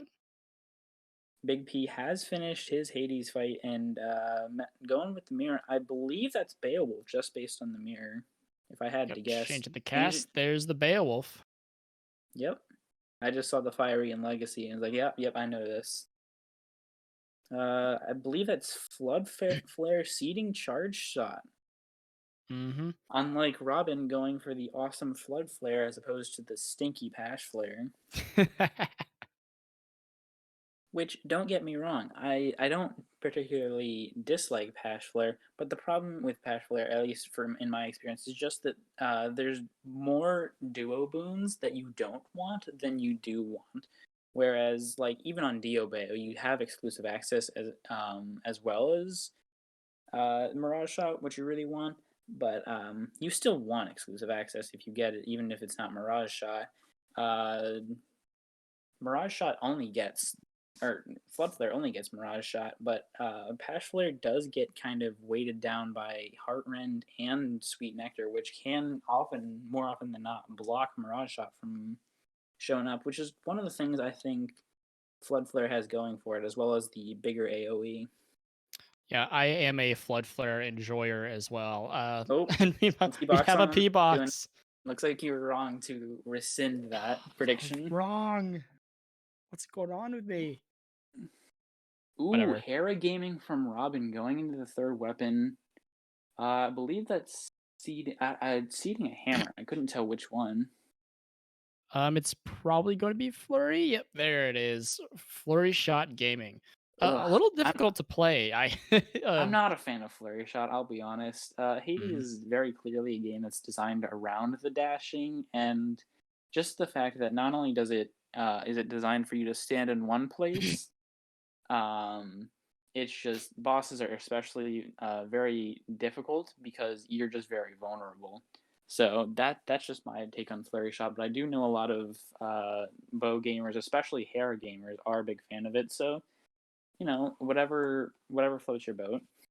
Yeah, well, I am a Flurry Shot enjoyer, and while I agree that it is definitely not for everyone, if you can figure it out, if you can sort of wrap your mind around sort of the peculiar kind of fast-paced rhythm that goes into playing it, and you can do it without just sending your cast into oblivion, it's really, really good. It's definitely a time save. But as I said before, with like with Splash Dash, you have to remember that you are playing with it, and you have to adjust your play style so hard in order to do it. It just takes practice, which not everyone has, because you might see Flurry Shot once every 3 or 4 runs, and maybe Hera isn't even a weapon that you make it to a lot in your 3 weapons lineup. So lacking that practice can definitely cause Flurry Shot to be a time loss, even if it in the right hands, in practiced hands, is a definite time gain. I will say a bit unfortunate from Robin. Another common Aphrodite cast, and she did get a chaos with a cast damage up, but it was roiling shot, so she had to. God damn it, Siegel! What are you saying? Please stop. Practiced hands flurry shot. It's like tickling God's. Oh my god! Oh, we Siegel. have purple Okay, rush let's delivery move for on. Matcha. Woo! Sorry, just had to get that out there. At least I think that's what I saw. Purple rush delivery? It was purple before Oh gaming. yes. I was going to That is mention a a little bit earlier. hyper-delivery-free moment. Yeah, I was going to mention a little bit earlier that the Hestia versus Beowulf matchup is very volatile because both of them have very strong highs and they can have very bad lows as well. But this rush delivery has established this particular Hestia run as a definite high, and they are picking up that Artemis attack. Missing the chaos though in the corner. Oh That's a little yeah, bit I see. unfortunate. Yeah, you always want to find those chaos gates on those crypt builds. Big part of your scaling late game, which is something that Hestia can struggle with. Yeah, On top of especially that, if it's you just don't pick chamber up 21, clockets. right? Like a chamber Uh, 22 chaos, super good. Yeah, no, skipping this, especially with the unarmored Bloodless and the armored Gorgon heads, not a great 22. Although it didn't take too long. Looks like I'm doing it is just leaving the Tartarus mini boss as Big P is starting in Asphodel while Matcha is going on to Lerny, so about a full biome ahead. So it looks like Travesty is really kind of running away with their lead. Yeah, Matcha really is streets ahead of this competition for sure. And I believe that's Rocket Bomb, which if we can he see does Clusties.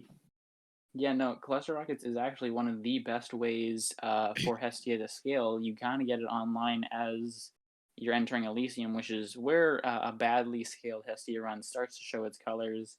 But Clockets can really carry you through Elysium and Styx.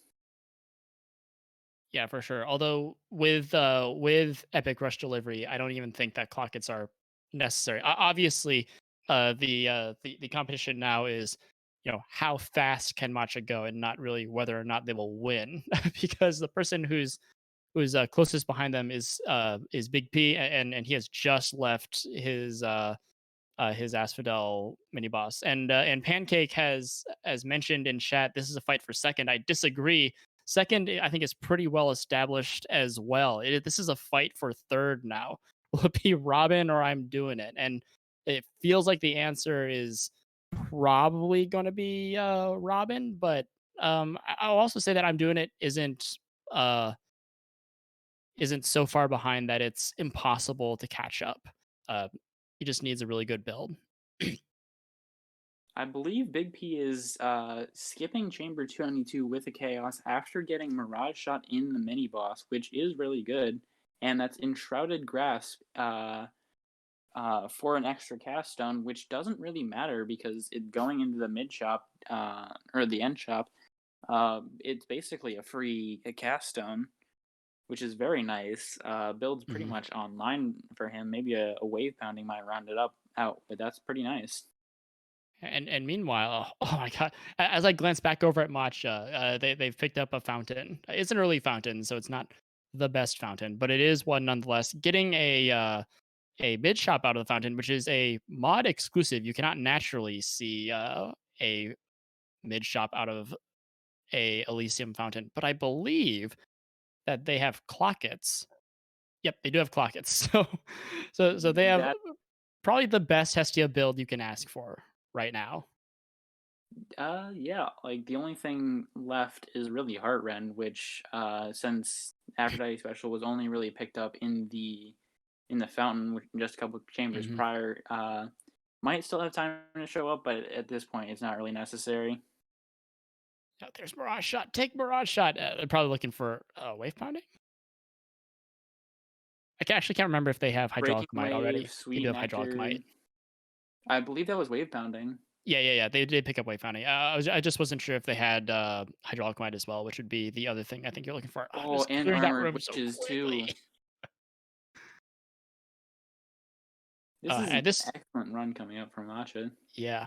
Well, at this point, I would say to Matcha, don't worry about palms. Like those menus are, 3-4 seconds worth of time that you're just adding onto your run. You might as well just skip it and go for the heart. But this is a pretty good room with mostly large chariots and I guess the handful of flame wheels feels kind of bad, but they're kind of getting swept up in the clock, so it's not too big of a time loss.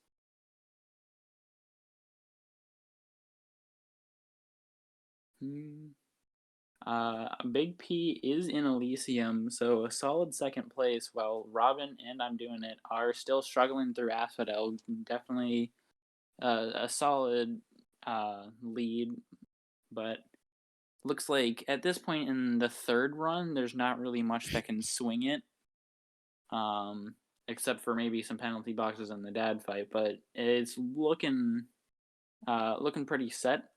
It's mainly, as you said, battle for third place, which Robin seems to be winning, as she's now going into the learning fight. While I'm Doing It still trekking through all the tunnels the chambers in Asphodel. Yeah, although I'm Doing It did just pick up rush delivery, and I think you mentioned penalty boxes. Robin looking a little bit low on max health, missing a death defiance. We can still see a death here in Lerny, so she might be able to give as good as she gets in the penalty box battle for third place. Actually, probably not going to happen here. Oh no! She took one in the last second. Never mind. You hate to see it. Oh god. So she's got to see Patty. She's got to find a lot of hearts.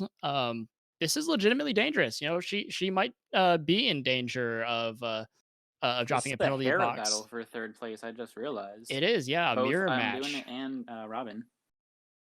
Yeah, although the difference, yeah, I'm Doing It has that rush delivery. I don't think Robin has anything of the sort.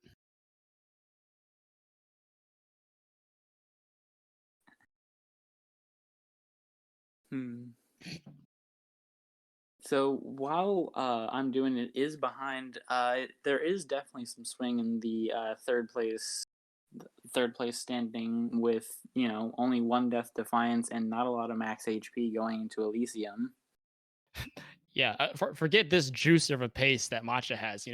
My eyes are 100% on Robin and this potential penalty box. And I'm Doing It. Leaving the first 6 tunnel, going to the second. As I'm Doing It is entering Elysium. Big P is entering the Elysium end shop. Picks up a purple breaking wave, which is nice for sticks, but not really that big of a deal on Beowulf. You're killing everything anyway, as long as you have a good build, which Big P does have. So it's just nice, but it's not really going to be a big deal. Yeah. Well, I'm Doing It did enter Elysium with a Chaos Gate, and as of right now, he is about to pull ahead thanks to this Patty. So probably about to enter the mid shop. Yep, there's the mid shop, and I'm Doing It as officially grabbed third place out of the Robin's beak. Matcha is entering the third tunnel, just looking to finish out a very nice run. As Big P is entering six now, looks like it's pretty much a wrap. Buying out the wells.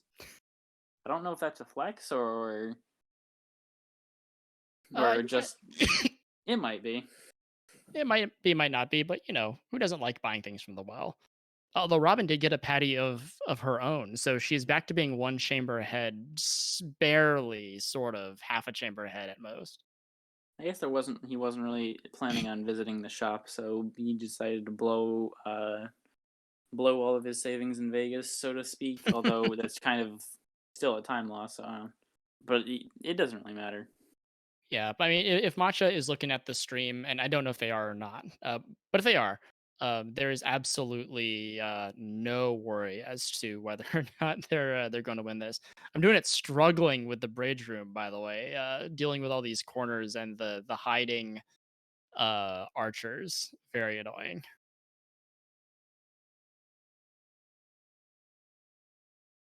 Right, and Matcha is about to close out the Hades fight with epic RD Clockets. I did not catch if Matcha found the Heartrend you mentioned. Probably Heartrend, but I don't think they need it. It doesn't matter. Things are dying anyway.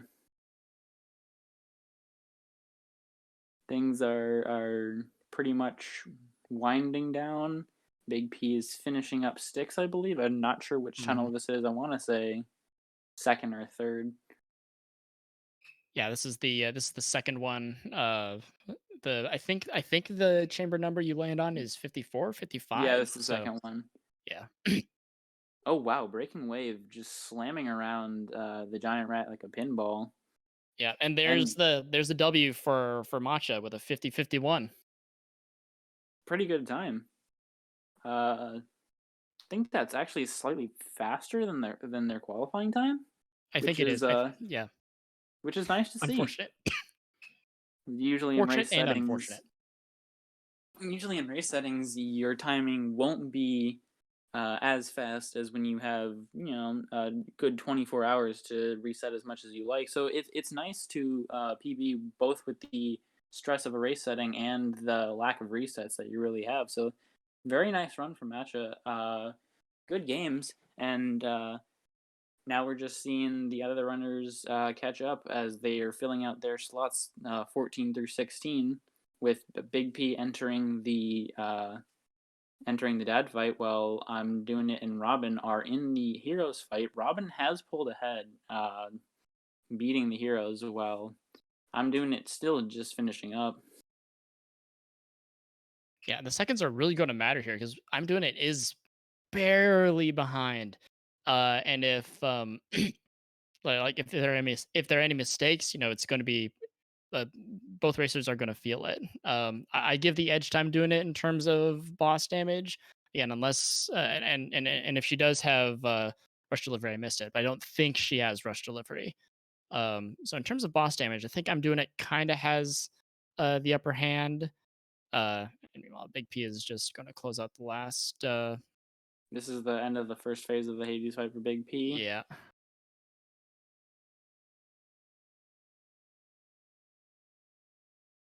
So yeah, it's going to kind of come down to the question rat is, rooms. So for our side bet, what determines who wins? Because if Matcha gets first but Robin gets fourth, does that mean you win? Wait, we had a side bet? Yeah, don't remember when we first started? Because my side was winning at first, and I said we had a side bet. I don't remember the side bet, but I'll just chalk that up to bad memory. So much for the six-dimensional brain. Well, I mean, when you're keeping track of so many dimensions, the small things tend to slip through, so you can only expect that from someone like me. And Big P is finishing their run with a 53.06. GG's to Big P for a convincing second place. Very good play all around, and now it's really just there's some mutiny in the chat, but I'm just gonna focus on the race. With I'm doing and Robin just trying to see who takes third, who takes fourth. Yeah, and I can't quite see the Okay, hold up. Someone's getting a phone call. Yeah, I'm getting a phone call. Nice, go for it. Whoops. Or don't. I need to not go for it. It probably was not important. It's not important. It's just a friend. Oh, I'm doing it. Spending the time to go down. Big mistake. Wasting your time in the stick in the stick shop could actually cost him the coveted third place of the B-side lower bracket of hyper delivery. All for what? Support fire, it looks like. So I like support fire as much as the next guy, but I don't know. It never does nothing, as Bright likes to say. I especially like it on Zaw Fist because it just makes the calls charge up that much faster, and it just looks cool, But it doesn't make the game that much faster. Not for Hera gameplay. Oh, definitely not for Hera gameplay. And yeah, like it takes so much time to visit that shop, even when you have hyper sprint, like I'm doing it does. So that loss of time actually, you can really feel that. Honestly, I don't. It might be the difference maker. Yeah, Yeah, it could be. It'll be probably will be very difficult to unless tell because their unless. splits are incorrect. But we'll have words with Mm, them on that later. I mean, I believe they still started at the same time, even if the splits are wrong. So Yeah, I want to be able don't to really. look at it with my eyeballs afterward. Apparently, everyone's getting. Well, there's some Seagull has events happening in chat that are about as entertaining as the Hades speed runs, but we're not here to look at chat, so I'm Yeah, I haven't looked at going to chat allow. for years. Unfortunately, we're not getting paid to look at chat. We're getting paid to commentate blistering Hades gameplay. And it's looking like Robin is taking the third place, finishing up the last phase. Nice. And just as I'm doing it, is entering the second phase. And that's it for Robin taking third place. And once I'm doing it is done with his Hades fight, that'll be it for tonight's event. Yeah, that'll And be. after that, I we will have say. I will say Timbo paying us to do commentary is a bit questionable since I think that money would be better spent elsewhere on, say, like soft pine floors or hard pine floors, either one. That would be a I good hear they're investment. really good and they're really soft and they feel really good on your feet. You can actually wear heels. So for those viewers at home, I Have believe been moved by a production error has yeah, slight drama production. We'll have to have a word with production about that. I just got randomly moved to another channel. I don't know how that happened or why that happened. Apparently, everyone's fired. Timbo will have plenty of extra money to spend on those soft pine floors. Welcome I back, mean, Timbo everyone. did just move into a new house. He used to live in Ohio, and now he lives in Alabama. So it's a good time to invest in some new floors, whether they be soft or hard pine. Yeah, get a change in life. Absolutely, take the opportunity. Yeah, And if everyone's back, do we want to have a word with them real quick, or what's what's going on here? I think the races, but pine floors especially. Yeah. So I believe Matcha had some soft pine advertising up on the screen, and their stream has died as a result. Yeah, what a weird coincidence. This is happening a lot lately. Oh, it's back for a moment. It's yeah, never mind. All right, well, I'm just gonna chalk that up to production. yeah, we'll have to have a word with production. Production is really dropping the ball here. I think if we learned Absolutely. anything from this lower bracket, is that production really needs to step it up. Anyway, I think since we're done with all the races, all the racers can unmute, and we can get some quick questions in, and before Really we quick call words. it a night. Hello. Welcome Hello, back, everyone.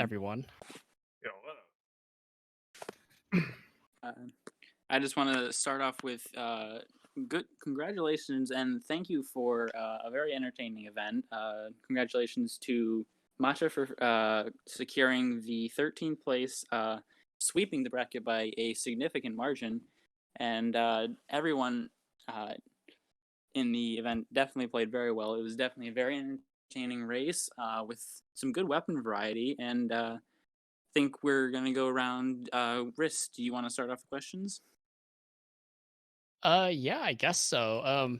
I'm torn between whether I should I should ask the flurry jab question or if I should just move right on past it. I've decided in this moment that I will not move right past it. Robin, how are you doing? I am. I've been better. I've been better. That was horrendous. It's That run was unfortunate that depressing. it's unfortunate that your first run also came the closest to the time where you were waking up. I imagine we can chalk up the misclick of missing flurry jab to you not having a appropriate amount of tea or time to wake up. Is that about right?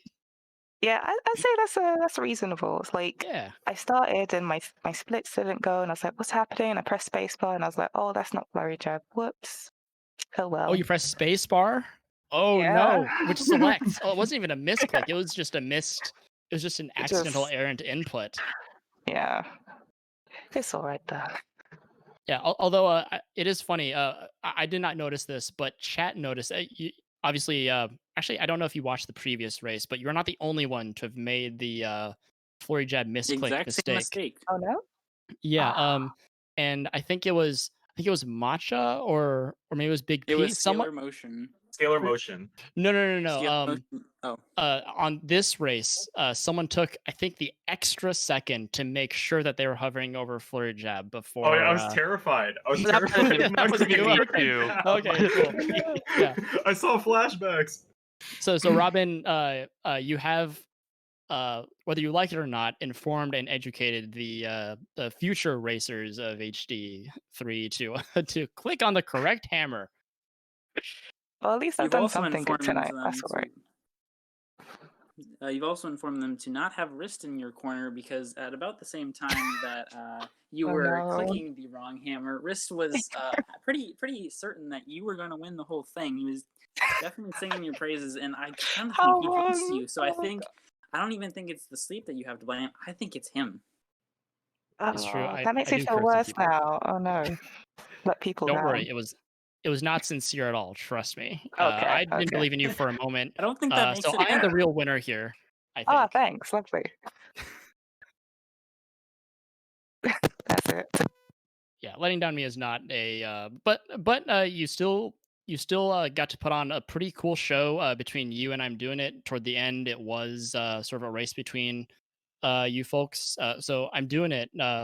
How do you feel about all that? Did you know that you were sort of in the running for in a sort of head-to-head race for third place against Robin toward the end? I was actively running my own race to win in fun, and I Okay. believe I achieved it. Nice. So you took away the most fun, I think, is what you're saying. That's my goal. I wanted to walk away having the most fun with this, and I feel like I succeeded. You know what? That's all that matters. And we had a great time watching you have fun. I can't really congratulate you on anything else. So congratulations I on can your congratulate you on running Zap Fist. Shout out to Oh, yeah. representing. Always love to see Zap Fist, even if Merciful End is the correct choice. It's just Zap Fist are just fun to see, you know. It is. Zapfist was a fun one. Guan Yu was the last minute addition. Zapfist could not have gone any worse. But you know, I had a blast with it. It gave me a solid minute in that run to just jam out to my tunes. It was great. True. Oh God, that penalty box time really hurt. Oh, for sure. It made up for the fact that my splits didn't start though. I ate a minute in the run for the minute I didn't have splits running. It was just to correct for an earlier error. I gotcha. Exactly. That's- Exactly. Which is fun for us, which means that not only did you have fun, you gave us extra fun, a surplus of fun, if you will. I'm glad I could do that. Awesome. Well, thank you. And before we get to our winner, let's slide over real quick to Big P. You were kind of in a sort of second place island for the last half of the race. I don't know if you were watching the race, but you know there was Matcha who just like took off in the second starting on the second weapon, and you were kind of behind like well behind them, but also like a decent amount ahead of the others. I never know who's watching their own races or not. Were you paying attention to that, or were you just as I'm doing it was sort of running your own race? Yeah, I was kind of just running my own race. I actually had like no idea what my time was because like I keep my timer below the screen because I don't have enough screen to go around. So I thought I was super behind. So I kept taking health because I just didn't want to Well, you die and were. fall further behind. You were a little bit behind. You're not wrong there, but you had a solid, I guess, second place lead. Something I am very familiar with having myself. Yeah. I mean, it's great. I was really worried going into this because I am self-proclaimed only Eris runner. Yeah. Yeah. So when I I was had to gonna say, pick up how's your literally RTA anything else, debut? oh, it feels good. It feels good. I'm pretty sure this is better than my like 3-web PB. So man, that's good. But I'm just glad that like I could race. It was super. It was just so fun. I had like the shakes. I started and I was like, oh my god. Yeah, and again, this is one of the reasons I'm really glad we have this uh this lower bracket, because obviously for anyone who doesn't have the crazy Background. times that the top 8 players have, like, we can still get the opportunity to race, have some fun. And yeah, we hope to see more of you, Big P. Hopefully this isn't just your debut. Hopefully, or rather, I hope this is your debut and we'll see more of you. And this isn't just like a one time, get in, get out. Hopefully Oh you'll yeah. enjoy the racing experience. Oh yeah. There's gonna be so much Big P to go around. Don't worry, guys. Oh yeah, hell yeah! I love some Big hell P. yeah. That's what we Let's like to go. hear. You Right, love to see it. and speaking of Big P, we have our winner, Matcha. Congratulations on just completely smoking everyone in this particular race. How's it feel? It feels pretty good. I mean, shout outs to all the racers. It was like really fun. I really didn't realize it until the very end. I'm really happy that I got 13th place because, as you know, 13 is the most powerful number in the It Hades is community. the smartest number, absolutely, and that is blessed as fuck.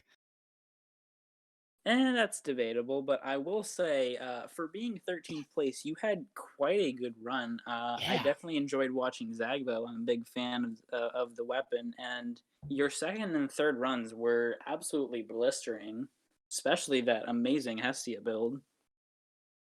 Yeah, Hestia, I think we all know where I got lucky. Epic hyper delivery and clockets will You really got do the lucky in trick. a lot of places. Yeah, I got free rooms like everywhere. So I was like, I wasn't watching the competition, but I was like, I wish my luck was this good, in my actual world record attempt runs. It never is the case. Yeah, or your qualifiers. I think this is faster than your qualifying time, isn't it? By This is faster 40 than my seconds or so? qualifiers. During 30 practice, seconds? yeah, even after the qualifiers in my practice, I never hit sub 51. So Clockets just brought it over the top, and here we Yeah. are. And honestly, what's better than getting a PB than getting a PB in front of dozens of adoring fans? Hell yeah. Yeah, it feels good. I'm pretty happy about it. I'm just really happy that I got to finally join a Hades tournament and get involved with the community. Everyone's great, so GG's all around. Absolutely. One thing, real quick. During the commentary, me and Munch were talking about like how interesting it is to, as you said, sort of PB on screen in front of people. And like I think there are a couple ways that can go, right. Like, one, you can be really nervous, or two, you can actually be really focused. I found that I PB a lot in races and tournaments. So is that sort of you? Like, you were really focused, stuff like that, or did you have the shakes, kind of like Big P was talking about? How'd it feel?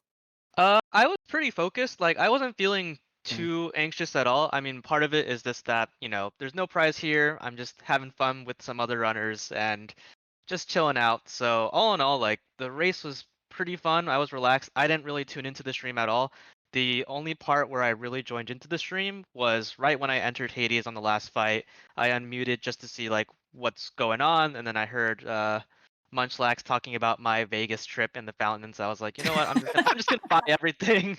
I don't care if it's a time loss. I just want to spend all this money and all my rerolls because I had like 5 or 6, and I was like, you know what? I'm just gonna do it. I'm gonna do it. I can totally respect that. Always love playing to the audience.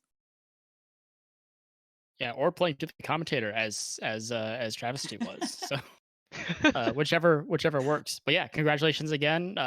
Awesome races. It was an awesome run to everyone. Before we close out, would y'all like to make some shouts? Big P, would you like to go first? Sure. I stream on Twitch TV at Big P the Goat. I stream 9 to 12 on like Tuesday, Wednesday, Thursdays, Eastern time. So just come through. It's fun. It's good times. Word. And actually, it's Big P the goat, right? Yeah, Big P the goat. Okay, no Some underscores guy or took Big spaces. P. Yeah, just all one word. All right, cool. Yeah, check him out. He's been doing. You've also been doing. What is it like? Is it a weekly series? Yeah, so I have a weekly series that I'm trying to do called the Big P Show, and so I'm trying to like just I'm just trying to recap basically what's going on in the Hades community as a way of giving back, but also like if you don't have time to like follow the Discord, then I got you covered. Nice. We'll keep an eye out for that. I think you slammed those in self promotion a fair bit. Yes, sir. And I imagine it's linked on your stream as well. So yeah, go check him out. He's doing a lot of practice that I've been seeing. So hopefully we'll get to see more of it. I'm doing it. How about you go next? You stream, Okay. right? I do stream. I stream a little bit. I stream Thursday, Friday, and Sunday at 7 p.m. Eastern. And then just whatever else I'm feeling like it. Gonna be moving away from Hades moving forward. Gonna be a lot of Trackmania and looking into a couple other speed games. So if you want to join me on learning new stuff, come check it out. Twitch.tv/I'mDoingIt_.